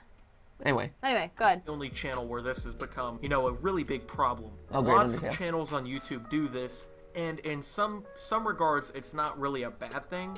As long as the content, when you're stretching it out, at least you're adding to the content constructively, and you're not making it worse. One of my biggest issues, especially with the game theoers, there's so much more in game theories now than there were. Right? Like, that's my thought too. Is like 4 or 5 years ago when game theory was in the early days and actually getting started. Like the days that I think he says he liked. But those videos were half the length. They were tiny theories compared. Like that, those would be like diet theories now. Yeah. They wouldn't even be a complete game theory. There's so much more that goes into them now. And back in the day, it was like maybe 5 to 9 minutes usually a video. And now, like the longest episodes would have been like 14 to 18 minutes. So, trust me. Here's the thing. If like I could condense theories that I was proud of into 5 to 10 minutes, that'd be great. Like, I said at the beginning of the stream, it takes 100 hours to make a video. if I could cut that in half, it would be amazing. And actually, like, that would be great, because then we could pump out more game theories, and then we would make more money, and then it would get more views. And, like, all the stuff that people pile on, like, oh, you're doing all these creative decisions to get, like, you know, get more money, or whatever. That's not it. Like, if it could be back down to 7 minutes, that'd be amazing. But it would take Ronnie a lot less time to edit it. It would take, yeah, like, so anyway. We could actually do more of them if that were possible, but... A terrible length, especially if we're going really into depth with one of the theories. I had no problem with that, especially oh man, he's showing the merch. You know, Wait, the I'm on... 15 to 18 minutes or two. Where's the merch? Perhaps Wait, where's the see merch? a cool new theory about a game that I've loved merch? for a long time. That's I'm not our not merch. going there to hear MatPat attempt at comedy. And when I mean underdeveloped, I mean, you know, they got all the cool editing and everything. Thank you. They spend a lot of time editing their videos. Clap in half to Wait, is this Thomas and everyone. Is he making fun of the merch now, or is he making? What is he doing? He's showing the merch, but he's just advertising the merch. This is me a sellout. Scripts, but it seems that's me a sellout. Hey, theories, I like that but shirt. the premise of the video itself just always seems to be really lackluster. Not even that the theories are quote stupid. It's more or less that they're just digging and they're reaching for shit that doesn't matter, or wait, are you for theories what are you that making just fun of now? don't make any sense. And so the theories don't make sense, or we're digging too deep. Okay. I mean, he's showing Sans' Nest, which people really didn't like. People didn't like that one. Yeah, okay, that's one. That's one episode out of 190. You know, and you never know where people's threshold is going to be, right? Yeah. Like, some people really liked that theory. Some people really didn't. One of the things we also talked about I was one of the people who really liked it. And, I did too. And sometimes the more fanciful stuff is really fun and people really dig. The companion cube is full of dead bodies. That's an old game theory that I think a lot of people would write off as being over the top or unbelievable, or like, why would they include that in the lore? That's looking too deeply into it. Yeah. But I don't know, like, I think there's enough evidence for it. So there are a couple of things there too. Like, one of the things that you and I talk about sometimes, like, is that you don't have to, just because you do a video on a theory doesn't mean you believe it. Yeah. Sometimes it's just like, hey, wouldn't it be fun, or wouldn't it be interesting, or wouldn't it be scary if this were true? And so let's put together a story around it, so, as much evidence as we can, and hey, does it get you to think about something differently? Does it teach you something interesting? Then that's all it needed to do. It doesn't necessarily have to convince you every time. It really is, oh God, just a theory. Ah, there it is. I can't believe I backed myself into that corner. Oh no. Corner. Oh, God. But no, it's true. Like, at roll the end credits. At the end of the day, it's like it's for fun, right? And I'm sorry if people take it too seriously, or if the people are like, no, it's Ness is Sans or whatever. I can't help that. It's so what? If you don't believe it, that's fine. Who cares? Like, no, Mario isn't a sociopath. I doubt Nintendo programmed him to be a sociopath. But I don't know, it's fun for me to think about, like, what if he was? Or, you know, on film theory, if, you know, Spider-Man's bones did break every time he swung around or whatever. At the end of the day, it's an excuse to get people to think critically, think the opposite, think about, like, learn about a physics topic or whatever that they've never been exposed to before. Like, that's what it's about. So anyway. Second biggest reason that I now really despise game theory as a channel is because MatPat is literally unable to take or refute any forms of criticism whatsoever. Anything you say against him is immediately ousted as hate. Hold up. He's a sensitive flower. Hold up. I'm really curious where he's going with it, because maybe have you ever responded to criticism? No, and that's I hear this one a lot too, and I don't know why. I did the one Undertale video, one, where I'm like, hey, all of you people giving me a hard time about the Sans' Nest theory and literally attacking me for giving the game to the Pope really hurt a time in my life where I was really excited about this thing. Like, and I did. Like, I don't know. Other channels are allowed to be on it. Like, let's have a serious talk moment with people. Like, other channels do that a lot. But for whatever reason, I did it once, and people are like, how dare you? So wait, I'm curious if he has any other examples, because to my knowledge, we don't address stuff like this. You're hating on him. You don't want to see him succeed. There was like a big issue. I don't really know too much into the whole subject, but I know a lot of people were upset about this. About what? So about me being offended by criticism. So So he's saying, oh, I hate game theory because of, hold on, maybe I missed something. Okay. Whatsoever. Anything you say against him is immediately ousted as hate. You're hating on him. You don't want to see him succeed. There was like a big issue. I don't really know too much into the whole subject, but I know a lot of people were upset about this. But he says this, so he doesn't even know what he's referring to, and yet he's saying this is the second biggest reason why he doesn't watch us anymore. I'm not sure what I'm not sure I follow it. Seriously, do you guys have any? Hold up. Let's see. Maybe. Apparently, MatPat was like selected in a special committee to meet Pope Francis. So he's talking about the Pope thing. It's been a while back, I think now, but he was like one of 10 or 20 YouTube creators online and just overall, internet celebrities who were pretty much selected to meet the Pope. Yep. Yeah. And apparently people hated that he was selected. And, I can kind of understand why, because MatPat is not the face of YouTube. If anybody... No, nor is 10 people the face of YouTube, but anytime... There's no number of people that could possibly represent all of YouTube. No, okay. And I don't think you have ever said you were. No, I did, and hold up. Should have went, and I don't know if he did or not. It should have been like PewDiePie or somebody like Yeah, you want PewDiePie? You want? I mean, I get it. He's the biggest. He's the biggest, absolutely. But also, we wouldn't have ever been in competition with him because they actually picked people from. This is a fun fact, actually. Yeah. They picked people from different regions of the world. We would have actually never been going up against PewDiePie. Yeah, we were competition in the American division. I guess we were the American creators, and it wasn't. I don't. How could you ever represent YouTube with 10 people? That's impossible. But there's no way that could happen. But a big part of the reason why we were selected for that, and I think it's worth mentioning, and this is something that we actively strive for, is when we put ourselves out there in the public and speak about YouTube and our jobs as YouTubers and this and that, we try to do things that are... Like, we try to speak very knowledgeably about it. We want to be very professional because we know YouTube has a stigma. We know that to the outside world, to the adults, to traditional media, that YouTubers are just, they're irresponsible, they're racist, these millennials are so entitled, they don't have real jobs, they're playing video games. Like, there is so much hate toward what we do and towards this industry. And so, and we also recognize that a lot of creators either don't have the desire to have those sorts of conversations. Their brands prevent them from having those sorts of conversations, or like they're just not capable of having those sorts of. So like if I'm PewDiePie and I'm getting interviewed by Forbes, like a good example is he wore a flower crown and made all sorts of like crass jokes and this and that, and that's fine because that's his brand. Like that is that is the character that he plays, and I mean he plays a different character now and this and that, but like.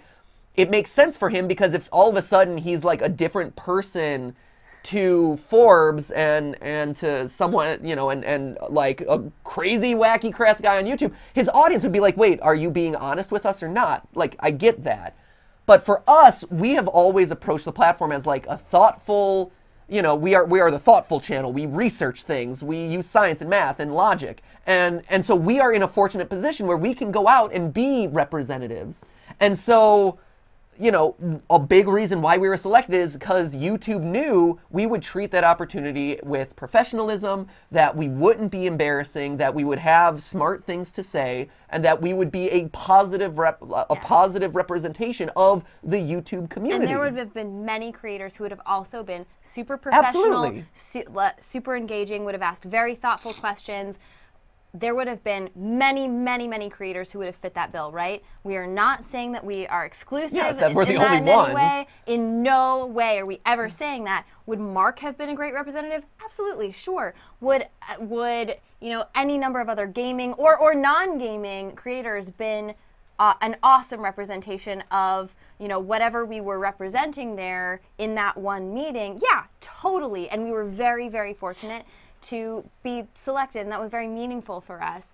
But we don't, it was an honor for us. We don't consider it as, something that we deserved or didn't deserve. It was very special, and it was a privilege for us. Right, and so, I don't know, like... I can't believe we're still talking about it like a year and a half later. Right, and that's the other interesting thing about this is people, it seems like, this whole, like, what happened to game theory, like, are holding stuff again, like, there was one instance It's actually people have really there's good a memories for like something. Shoot, I'd have to look up what the official term of it is, but there's a psychological phenomenon where people have that like one instance that they latch onto and use that as the example. I think it's the same thing that relates back to the thing that everybody. We actually covered that in the Undertale Pope video. Actually, now that I remember, as I think about it, it's the same thing that everybody feels, where people could give you 100 compliments and they could give you one piece of criticism, and you remember the one piece of criticism. We all do it, but the internet does it too, which is really interesting. Yeah, but the internet thinks and it's also, always right. I have to call this out at this point. It's been going on for like 10 minutes now. The whole chat is filled with Joy-Con boys. Why? Just what are the Joy-Con boys? It's the name of the YouTube channel that leaked the Nintendo Switch. They did like a YouTube channel about the name of team of Nintendo fans made by a guy with a flat top. What? No, it's the here. I don't know what the Joy-Con boys are. I know. Is this another Leafy situation? I know. So the YouTube video of the guy showing the Nintendo Switch before the intended reveal and got really excited about it. The Nintendo Switch. I'm not sure how it relates to the stream, but I'm excited that you guys are great. excited Joy-Con, about it. clap it up, Joy-Con boys. Awesome. Okay, great. This is going to be another Leafy situation, I know, isn't it? totally This guy's going to like skyrocket. Right. Leafy is here. Hiss! Okay, great. Okay. Entire subject where everybody hated What's on wrong MatPat. with Austin? Okay. It's okay. Real quick, it's also worth noting on that one too, because I can see where he's. I don't even know there what was some.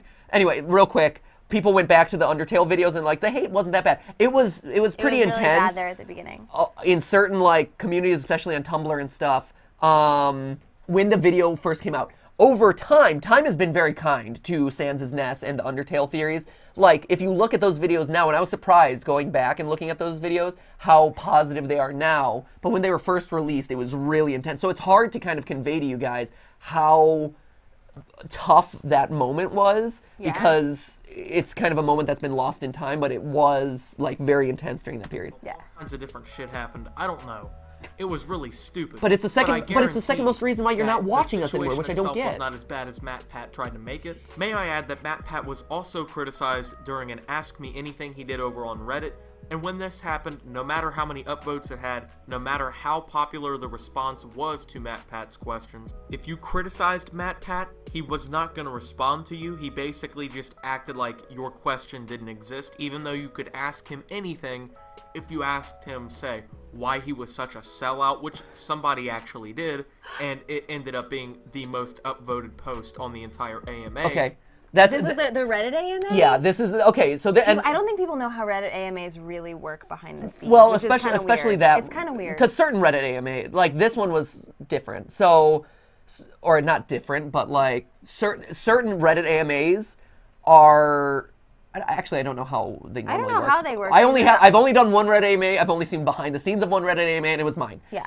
And it was set up by YouTube with Reddit. So YouTube reached out to Reddit and said, "Hey, we want to do a MatPat AMA in time or like around the launch of GameLab to promote YouTube Red." And I was really excited to do it because I've never done a Reddit AMA. Yeah, it was really fun. I think they're really interesting, and so I did. I was in the room too, behind the scenes. Yeah, Steph was there, so she can attest to all of this. And we go to the Reddit office, which is. Was it the Reddit office or was it it was a shared place we met in the LA. middle. It was like a shared workspace, but it was with like official people from Reddit who work at the AMA like part of the website. Yeah. And so I was there and because I'm a slow typer and whatever, like the way they operated that AMA is they ask the most upvoted questions. Yep. To me, and I would just verbally give back my response, and they would type it up because they had someone who was really fast. And it was verbatim. They had someone like doing it in real time to make it faster so that he could answer more questions. Yeah. And we only had an hour to do it in person. And I told them, give me every question. I don't know, I don't know why. Why are Matthew, you a sellout?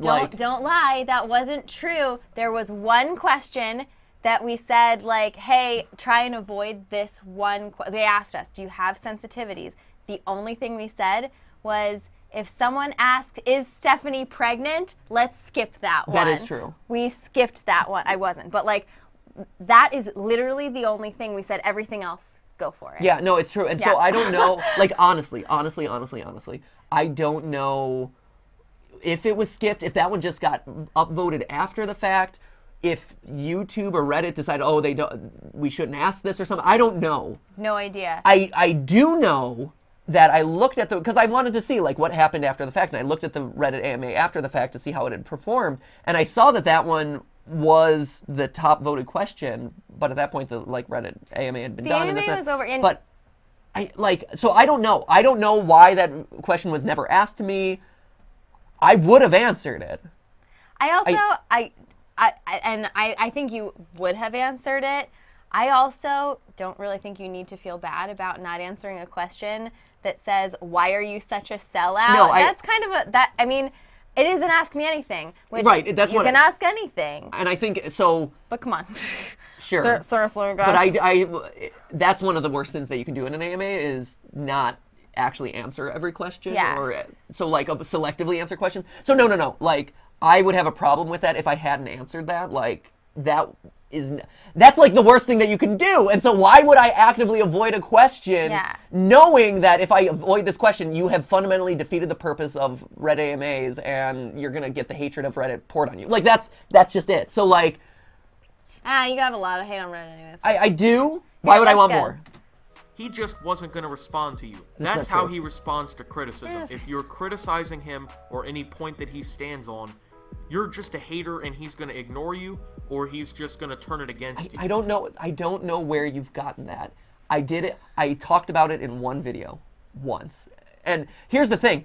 If I was truly bad about accepting criticism, why have I not why would you do this live stream, you guys? Well, why would I do this live stream? And two, guess what? You would be hearing about it a lot more via that Twitter feed that invisible social media person runs. I don't know. For me, you should give him a name. Chester, the social media manager. Where are you? I don't know. To me, I feel the best way to deal with a lot of the hate and criticism is just you absorb it, or you let it roll off your back or whatever. And I was going to say, if you absorb it, you're just going to shrivel up and I don't know, die. sometimes.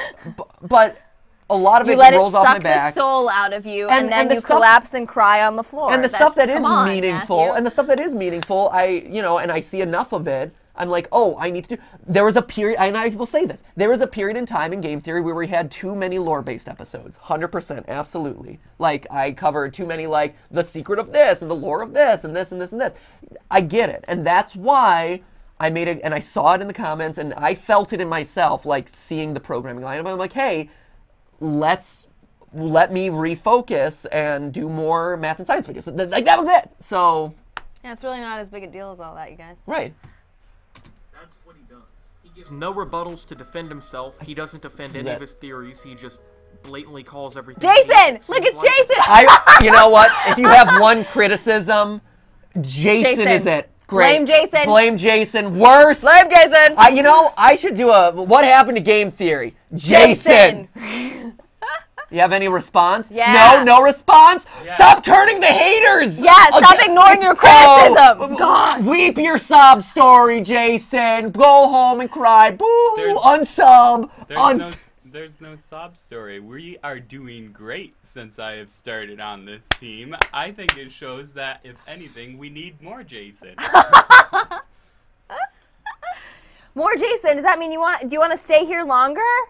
Yeah, you could work weekends. Yay! More Jason! We have the guest room. The kids are leaving this weekend. He just turns around. He's like, no, be careful what you wish for. Jason! Now, I don't think MatPat is a bad person.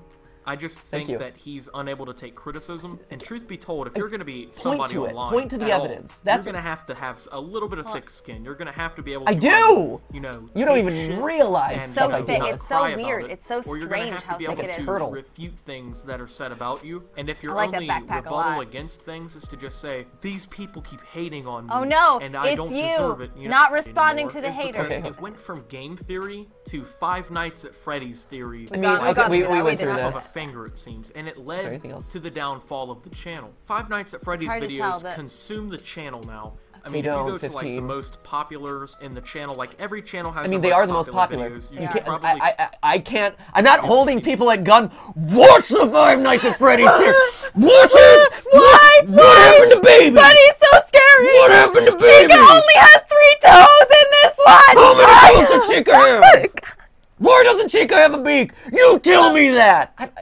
again, like I'm not forcing people to watch the theories. Like the audience is telling me, hey, I've also only done 3 Undertale. Like there's that was scary. Right, by the way, that was really intense. I did a show when if you force people to watch episodes, I think we'd get a lot more viewers. You're really intimidating. When I was working professionally in theater, I had to do a show where I was held at gunpoint and eventually shot in the head. It was what? When was this? It was Blood Brothers. Did I see that? Did you not see Blood Brothers? I did. It's the ending scene where Mickey, my brother. It kind of got boring there in the middle. I mean, it's a British show, whatever. You fell asleep during a lot of your performances. Hey, it was the 3rd longest running show in musical theater history. Okay, it's in Britain though. But anyway, no. At the end of the scene, wow, if I had known it was exciting, I would have Mickey stayed holds awake. me at gunpoint at the end, and then he blows me away, and then he kills himself. No. Yeah, spoiler alert. Spoilers for Blood Brothers. Oh, God. Yeah, but I'm it's scary. right But it now. was scary. I'm so triggered. Like I was too, literally triggered. Anyway, so that's man. There are so many videos pulled up. Holy jeez. Oh, Here, right. real quick. What is this one? This is Proto Mario. To get a decent paying job. Otherwise, wait, hold on. Hey, why don't you just go get a job? Well, the jobs around my area, they aren't that good. So I would have to drive around an hour to an hour and a half to a big city to get a decent paying job. Otherwise, I make less doing a quote unquote real job out in the real world than I do doing on here. So we like never criticize any. It's when you make YouTube videos, you don't criticize any job that anyone has ever. Half of our relatives think we don't have any jobs. It's true. They think we're like drifters. And Corey out there. Yeah. So we don't criticize any work. And when Matthew didn't have a job, he applied everywhere. I did. At Olive Garden, at I don't know where. Olive Garden, Teach for America. I mean, tons Red of office Lobster. jobs, I did a bunch obviously, of but like office jobs. everything. You apply to you get work however you can, and however you're earning your living is respectable. I've worked at the Salvation Army, Unless you're ringing a stealing. bell outside in the middle of winter in New York. Yeah, for like that was. I thought you were gonna die out there. I thought so too. It was so cold. But anyway, it is worth noting though. So either drive an hour and 30 minutes daily. I did that. More. So I drove, and this is an hour 30 minutes daily. So here in LA, when I first got a job, because I was so desperate for a job, right? And I was doing YouTube full time. Well, I was doing YouTube on the side. While trying to get a job. When I got my job, I literally had to drive into work an hour 30 minutes every morning, like 5:45, 6 in the morning, hour and a half in. I would do my job, and then I would do an hour and a half out. And it was 3 hours of driving every day. Stephanie would call me to make sure I wouldn't fall asleep on the road. Every night, he would get in the car, and we'd sit on the phone just so I could make sure he didn't fall asleep at the wheel. Yeah. Every day. Yeah, these guys, I just want to plug you guys one more time. They drive at least an hour and a half every day to come work with us. And so when we have the opportunity, like whenever there's not a GTLive, like we're sad about it, but they get to work from home sometimes, which is like awesome because then they don't have to spend 3 hours in a car. So on the road, and in LA, 3 hours in a car is miserable. And so Proto, again, we don't criticize how anyone makes a living. However you are making a living, if you have a job, you are awesome. Yeah, but it's worth noting. Like we know that feel. We have gone through that pain. Stephanie has gone through that pain. But we have gone through. Stephanie worked like 5 minutes away from her office. But anyway. Hey, I was paying your bills, man. You were. Thank you.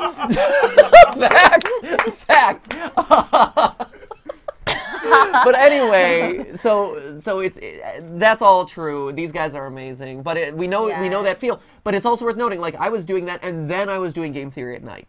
I was doing it until 2 in the morning. I was doing... Which is why I was worried about him falling asleep at the wheel on the way And then I was doing it on weekends. And so I get it. I get the pain. So anyway. And I'm not rich on here either. I barely clear 30 grand. So why I mention this is because at points in time, I felt like people only looked at me as a shadow of the game theorist. But at the end of the day, I'm pretty happy with how my channel's turned out. Thing is that there's going to be a lot of dislikes coming. I've inspired this from an individual. We watched this. He taught big YouTubers grow. He's still got a lot of dislikes on his video. Yeah, I know. Yeah, man, people really don't wow, like that go figure. Link. That's so sad. Go figure. When you do a video that critiques another YouTuber, people are gonna say, On a video MatPat has done in the past, he's talked about how down to the simplistic color scheme of what he uses, like green. If you remember, he even talked about this in Pokemon Go, where yellow was one of the least liked colors when he was explaining why certain members of whatever teams got picked over the other ones. Red, blue, yellow. And he explained that. And it's pretty obvious. People don't like yellow as much as they like red and blue. But there are changes in his fan base, and there's a lot of children that are So was he saying that we were... I think you might have missed something at the beginning. Maybe I missed something. Like we're manipulating people by using colors? But green wasn't one of the colors that we talked.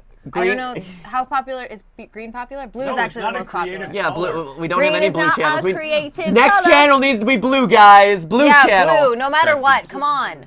Just blue. Blue theory. Blue is royal blue really regal? Boob. Blue boobs. Bloobs. Bloobs. Make it happen. Blue. Blue. Thank you.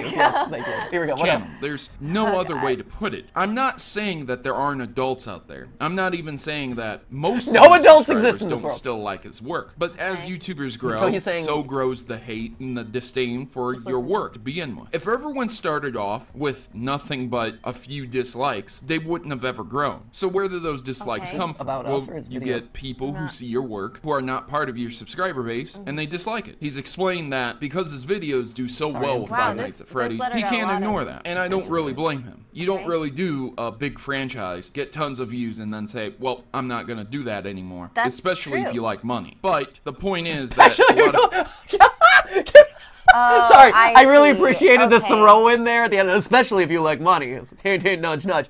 Actually, and we briefly mentioned this on a past live stream. We've talked about this before. But since we're addressing all concerns, all comers, what have you. People in the chat like bloobs, by the way. Bloobs. Anyway. Let it be known, Five Nights at Freddy's theories tend to earn less than other much theories. Less than Nintendo theories, for instance, because advertisers like the adpocalypse is a thing, but like advertisers want to know what they're advertising against. So advertisers know, like, they know Mario, they know Nintendo, they know Sonic, they know stuff like that, and those are all safe, and advertisers feel good about advertising with those games.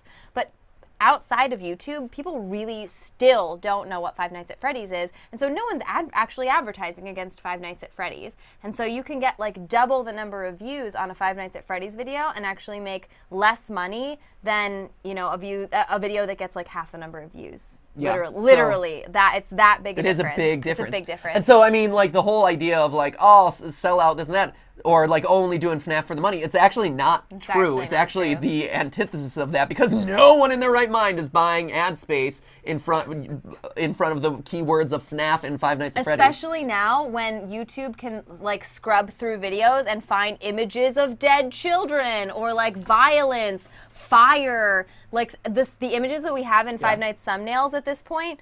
Actually, I am concerned about if we do another Five Nights video that it's going to get demonetized. We'll see. Entirely. We'll see how it goes. So actually, that one is not true. I know why it would seem true. Actually, it makes sense that it would seem true, but it's actually not, and it seems counterintuitive. Oh wait, I'm seeing Game Theory Exposed real quick. An entire team. Even in the early days, the Game Theorist had videos explaining how that he had several editors and people working with him. Don't discount what I'm saying here. I'm not... I mean, that was because I couldn't... Like, again, I didn't do YouTube full-time until we had 3 million subscribers. And... because I didn't know if YouTube would be a viable job, honestly. Yeah, no one knew that YouTube could be a job at that point. And so I started paying Ronnie to edit and also put his show on the channel, because I'm like, hey, we're going to grow faster together than we would apart. And that's also when Goomba joined the channel. So like, and it worked, right? Yeah, like, it keeps content together, and it helps YouTube have more content, and so it worked. I don't think that's necessarily bad. Like, hey, let's share a channel and then work together. That's not a bad thing. Trying to hate the Game Theorist once again. I know that he used to record in a closet. We've been through these days. I used to have Still do. Walmart garbage. Proto, I still do record in the closet. Actually, it's we were just talking about it. Yeah, we still work out of the house. Like a lot of other YouTubers at this point have their offices, have their recording booths, what have you. Yeah. We still we force these guys to drive to our house an hour and a half every single day. It's turned Matthew into an introvert. It's a whole big thing. I'm in the closet all the time. Don't worry, now. we talked about it. No, didn't you also have that microphone? I actually had this exact microphone. This was my first ever microphone. That's that I really had. funny. And I remember us buying it. It cost like $20, and I was like, I can't believe you're wasting $20 on a microphone. Yeah, we're like, you're never gonna make that back. Yeah, well, we said that. Yeah. I remember us saying we're never gonna make it back. Yeah. But no, I still record in the closet, and for a lot of reasons. One, because it produces great sound, but two, because I like that. Yeah. I like that. As much as YouTube has changed, as much as this channel has grown, our community has grown, that it reminds me, I have weird sentimental attachments to things, and that's one of them, where it reminds me to like this Pikachu. day. Yes, like Pikachu. It reminds me to this day, like where the channel began and where it started from, and it's to remind you to stay humble. That despite, hey, we have 15 million subscribers across all the different channels or whatever, like this is what it's about. Like it is still about kind of like one video at a time. One video at a time. You're creating at your home in your closet, and like, yes, the closet is bigger now, which is nice. I'm not cramped up anymore, but it still matters. And I am. Actually, the tweet he showed is me in a hotel room, and I still do that. Yeah, that's a hotel room. That's 100% legit. That's worse. That's way worse. Recording in the hotels is literally like the bane of my life. But it's all 100% accurate. Like, I want to say something else about that real quick, which is, shoot, what was it?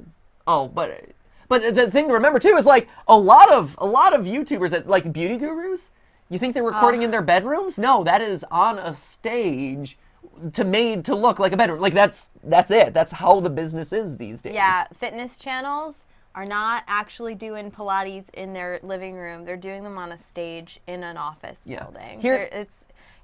Things have changed a lot on YouTube in general. It's very different. And honestly, like we're one of the ones that, I don't know, like I feel like we've actually been slower to change. We've upped, the frequency that we have to upload because that's what YouTube demands these days. There's more people working around us at this point because at this point there's so much going on. We need additional people to help, and the editing has improved. But really, at the end of the day, like I feel. Here's the thing, like if game theory truly changed, if game theory was truly doing things to sell out or game the algorithm or whatever, honestly, the editing would suffer. Like the editing would go out the window. It would make it, spending 80 hours to edit a YouTube video every week is stupid. It is so dumb. Like no one in their right mind would do that because it is so counter to how YouTube operates. But And we've talked about, like, we have Friday calls with all the theorists, and, like, Goomba's on there and whatever. And Goomba, for a while, when Leafy was taking off, was like, oh, my gosh, should I be, Leafy's just ranting over top of gameplay of him slicing things in CSGO. Like, should I dial back my editing? I'm like, I don't control your show, so you can if you want to. But what I would say is, like, I'm not doing it on game theory because we stand for something different. We stand for something that's a little bit higher production value. And that's also whatever. not to criticize anyone's production value. Like, absolutely not. You used to edit everything completely by hand. You work with whatever resources you have. Like, if you can only do. If what you do is VO over top of gameplay footage, but what you're talking about is really compelling, there's absolutely nothing wrong with that. And there's no criticizing the way that anybody else makes videos. YouTube is fundamentally a space where what is quality is whatever people will watch, and if they follow you and they like what you have to say, then that means your videos are good. So it doesn't have to do with fancy editing versus really simple editing versus just talking with a black background. Yeah. There's nothing wrong with any of those. Yeah, there's nothing wrong with it. But for game theory, it's just this is what we want to do. This is what we like to do. Yeah, this is the creative product, the creative video that I want to make, and this is the caliber that I want it to be at, right? I have a threshold. There are theories who don't make the cut.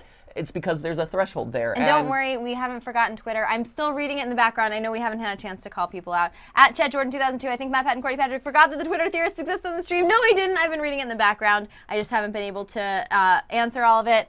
There was one I wanted to call out. Bloobs, or Bloobs? Oh, Which one are we voting Bloobs. for? This Third one? one. Bloobs. Third one, Bloobs? Okay, Yeah, we're gonna vote. We're yes, gonna vote for this one. Okay, great. Vote. Awesome. You did hit vote.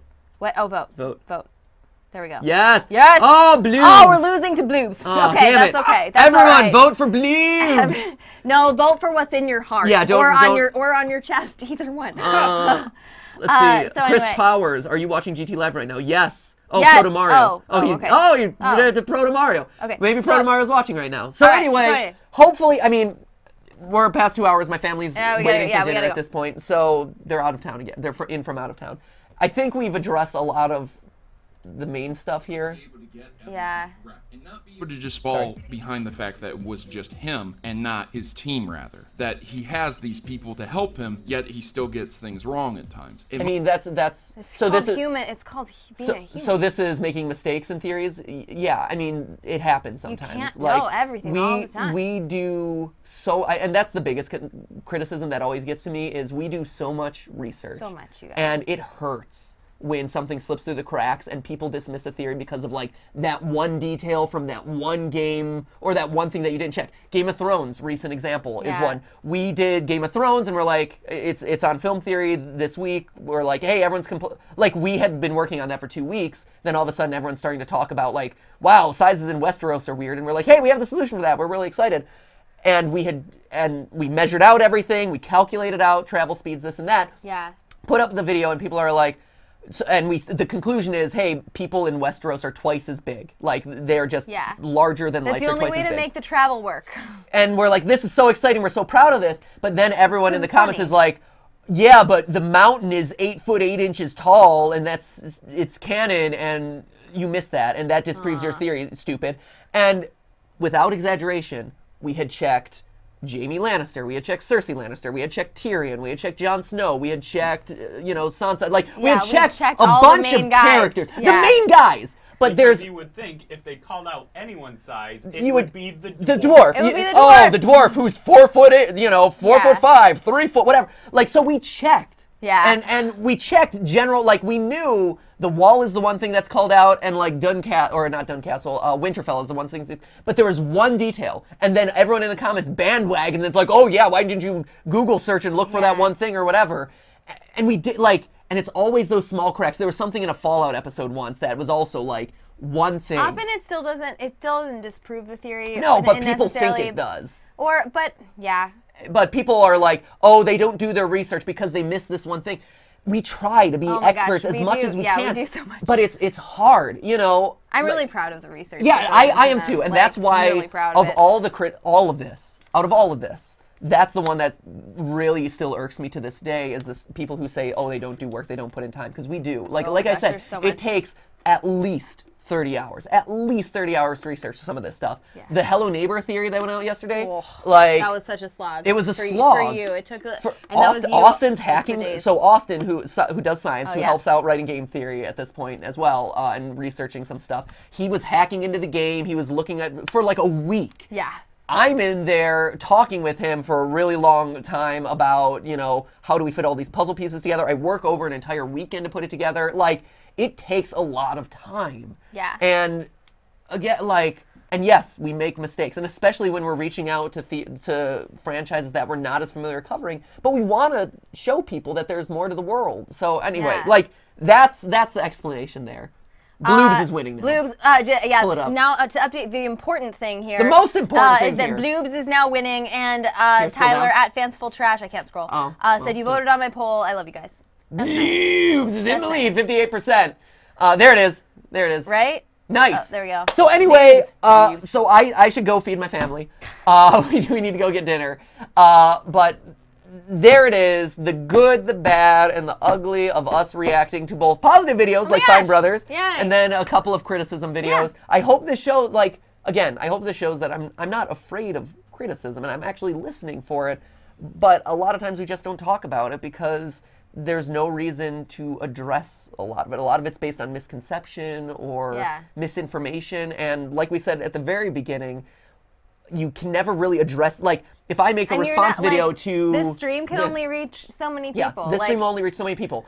If I did a game theory, a video on Game Theorist, that was me addressing the Proto Mario video, it's not going to address all the people who watch that video. It just won't. But I mean, there are many people out there who criticize in many different ways. Yeah. Even narrowing it down to 2 out of a sea of them, like there are like lots of them out there, and you're always going to find them. No one individual one is like. The thing is, no one individual one is actually like one that would be like responded to, but it's like, oh, if you see the same thing over and over again, like maybe you should clear some stuff up. And you know what? It was fun, actually. It was kind of neat. Nice. It was nice. And it was cathartic, and you get to talk about I feel catharsis. Like we get to talk about how hard these guys work, and we get to talk about how much research goes into things, and you get to talk about how you would never, ever think this, but actually, if you talk to AAA game developers, they're still like, wow, yeah, is Five Nights at Freddy's, is that like a game? Is that like a popular game? And you're like, are you kidding? Do you live under a rock? So the internet, like YouTube and the internet has like a very different perception about things than sometimes is in the real world. You gotta like clear things up every once in a while. So hopefully this gave you at least a little bit more, information about why we do the things that we do. Hopefully you had fun with it. Yeah. And honestly, hey, if I could ask you one favor, if you do see misconceptions like this cropping up or whatever, point them in the direction of this video, or let them know the true story, because that's the biggest problem, right? Is when misinformation goes out there and people just believe it because that's all they have. Like that second video we talked about where it's like, apparently there was this big issue where MatPat was upset about criticism. And he didn't know. And I think that's where a lot of this is based off, is they don't know. They don't know that Five Nights at Freddy's isn't just a child franchise. They don't know that, Five Nights at Freddy's videos, again, don't earn as much money as another type of theory video. They don't know that you still do every tweet, every Instagram post. I still record in the closet. All the creators who we know even do stuff like hire photographers to take pictures of them for Instagram. If you ever see a picture of Matthew on Instagram, apologies, I took it. Right. That's why. Yeah. That's why the lighting's weird. Yeah. So I mean, we're I don't know, like, there's a lot of ways that we've tried to maintain like that original, like, I don't know, home office business stuff. I like the way that game theory's changed. I'm proud of it. Yeah, I'm proud of what we've done. I'm proud of the videos. Good job, guys. I'm proud of the work that you guys do. Jason doesn't like it. Oh, I'm proud of the work that everyone but Jason does. Now go turn off your safe search and look up some bloobs, all right? Don't do it. Do it, you guys. That's it. Anyway, we'll be back tomorrow, 4 o'clock p.m. Pacific time. And remember, that is just a stream, a live stream. Bloobs. And seriously, thank you guys for all your support all the time. You guys truly are like the most supportive community. You guys are amazing. And again, say a little prayer, spare a thought for Dominic and his family. We talked about it at the beginning of the stream. If you didn't see it, if you missed it, so please go back and watch it.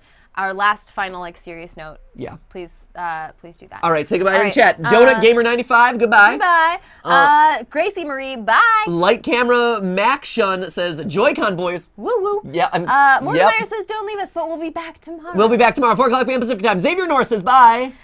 Jamie Jackson says, sorry I missed 75% of the stream. You can rewind. Domino Gamer 101. I just joined. What I miss? Everything. Oh man.